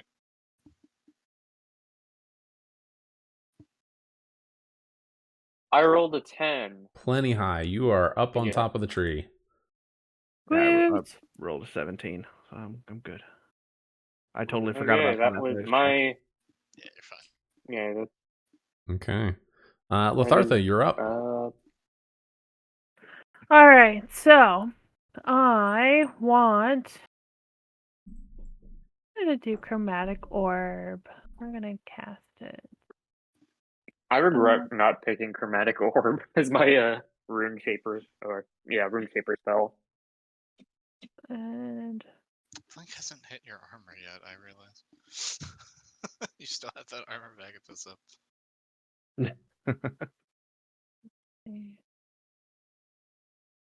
do I roll with advantage? I'm sorry. I'm like trying to Who are you hitting? I'm gonna the druid, The chromatic orb. the tree guy. If you use the Um, ability again, Oh. I believe you would. It appears. So, how long does the ability last?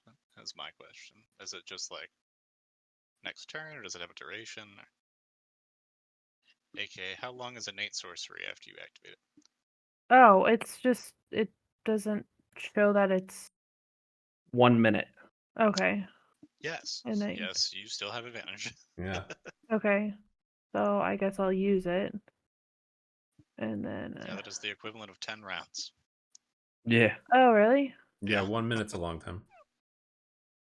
Oh okay. Advantage. Roll. 21. That'll hit. That absolutely will hit. A 19. That's Ooh. a lot Oh of my. damage. Damn. That's a lot of damage. Good. That is a lot of damage. That's good because the casters have been carrying the DPS on this on this encounter. All right. Anything else That's for actual Lathartha? fact. Otherwise, it'll be Blink and then Taltek. Yeah, I'm good at the moment. Okay. Blink, you're up. All right. And then Blink Taltek. is leaving Yep. Lathartha to jog back up to here. I will roll my Blink is coming to attack roll nuke while us, handle that Toltec. attack. We best be quick about this. Ooh, that's a 14 to hit Toltec. 14. Miss. Yeah, that's a 12 on the second one. Doesn't Latharta have an attack of opportunity? She would, yeah, yeah. absolutely take it if you want to. Blink missed again with a 13, so none of those are doing anything. That was a 5. Let's see. Jesus. With my staff, it's 16. That will miss. Dang. No! And then Taltec, you're up. Yep. Scar, you're on deck. And the blink is done. Nat 20. Jesus. Woo! I mean, it had to happen Yes, eventually. finally it happened. Right? It did have to happen for somebody eventually. 22. Oh, 22. Yay! Yeah, he's not. Well, I can He's not looking good. re-roll it and see what I get. He is But- not looking good. But if you re-roll, Sometimes- I think you have to keep what you roll. You do have to Does it? keep what you Yeah. rolled. No. It's No! That not also that. wasn't a he crit. didn't. He did it before. Can he leave it as is, please? Yes. The second For the roll is love of actually God, quite please. tight You to can roll you can either. keep it at the Jesus. 22 because you didn't roll as a crit. It was there. the wrong kind of roll anyway. Yeah. Yeah, it was the wrong kind of roll. So Vesper takes 22 points of damage. You Yep. do anything else, Yay. Taltec? Nope, that'll do it. All right, Scar, you're up. Nuke him, Scar, please. Jeez. Chromatic Orb again. 14. Ooh. That will not hit. All right. Good. That brings it to Vesper's turn. All right, Vesper is casting Thunder Wave, not Thunderclap.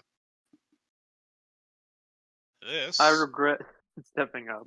I will need He's not- another Constitution save from. He's not clapping his hands. No, Not you giving the might clap. these cheeks on Veston and Taltec. Yeah.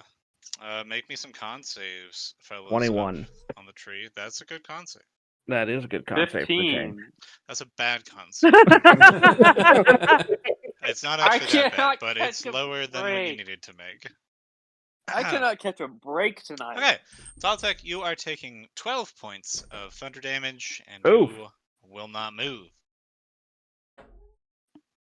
However, yeah, sorry, Veston. You are going to take 25 points of thunder damage, and Oh, I'm just dead. No, Yeah, you're not okay. dead. You're unconscious. Yeah, I'm unconscious. yes, dying is Does much he more fall dramatic off than the that. tree? He does fall off the tree. He Ah, does. no, actually, so once per turn, when you hit a target with a weapon, you can roll the weapon's damage dice twice and use either roll against the target. Oh, okay. That must, okay. that probably got Yeah, changed okay. with. It, the new yeah, rules. there are some different feats. Some of them make you keep it, some don't. It's fine. I don't think I was going to get above 22 anyway. It was a pretty good roll. It was a good It roll. was a lot of 5s and 6s. All right. Anything else for you, Vesper? Otherwise, Veston's going to be making his first death saving throw. Yeah, I'm gonna lob another arrow at Taltec here. Why do you do these And things?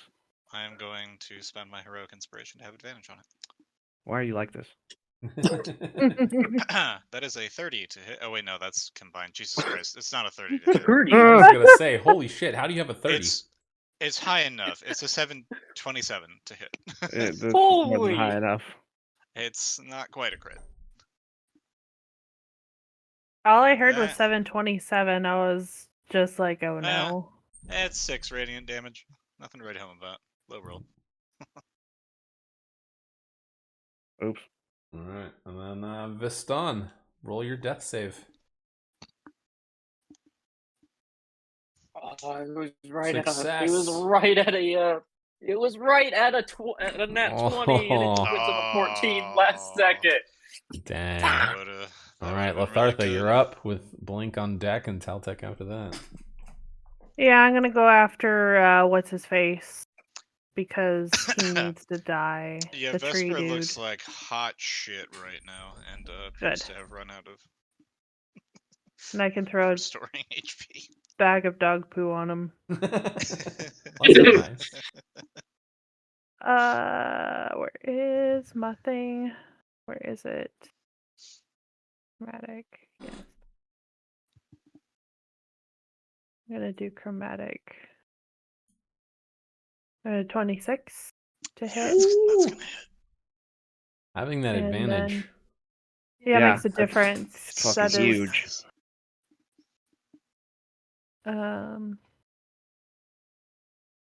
I and then wish I had 21. advantage on half the rolls I did. 21 for damage. Jesus. Febin, would you like to ask the question? How would you guys like to do this? That was 18 more than you needed. Yeah. Yay! He was very close. You could see. I will say this, like story wise, you see like Vesper as he casts the Thunder Wave. He's like backing up, like "Fuck, get away, get away, get away!" And then Lethartha just show us how you kill him. I would like to do it with green fire, and then outburst of his chest is a bunch of little, green flames with little tiny baby dragons. Very because nice. they're in the shape of, Nice. the flames. Oh, Right. Cute. All right. So you guys are now out of combat. Thank What happens God. with Blink as soon as Vesper crumbles to the ground on top of the trunk and dies? Blink, you watch Taltech, since you're up there. You watch as he kind of collapses down in front of you, panting, and the starlight blinks out one by one, almost like it's popping. And you watch the veins return down to normal, and Blink is just sitting there crying before you. Blink, do you hang out or do you flee and leave? I think I've grown to like these guys. I'm gonna hang out. I'm not gonna talk though. Okay. I'm not going to talk to them, but I like them. Yeah. I am silent and sobbing. All right. Well, so you guys have defeated Vesper. Blink is going to hang out for a little bit, and I can go over loot now. I know you guys mentioned it's a little late, but we can go over loot next time if you wish. But this is a good place to stop, which is fine. Plus, Taffy's going crazy now that she's awake. Could someone at least stabilize my character? No. Yeah, it's just kind of Now we're good. yeah, fuck him. Baston, I will say you stabilize. In fact, mysteriously, out of nowhere, no. Baston, you are entombed briefly by these vines that wrap around you for a moment, and then Good lady. you come back. Like you wake up, you have some hit points. I will roll for that stuff later, but you are conscious as well. But yeah, that's where we'll stop then here, and we'll pick up next time. And Do we'll they get finish up. everything off of my body? Uh, Is that I'm the only one up here, so yeah. There wasn't anything. probably. If you want to give me the list, Okay, if since they- I don't have access to the character sheet anymore. sure? Do they get to see that now, or should I just send it to you? Just send it to me. I'll go over it Okay. next time with them. All Well, right. you So just no send it to me. It'll be fine. There wasn't anything on there anyway. Yeah.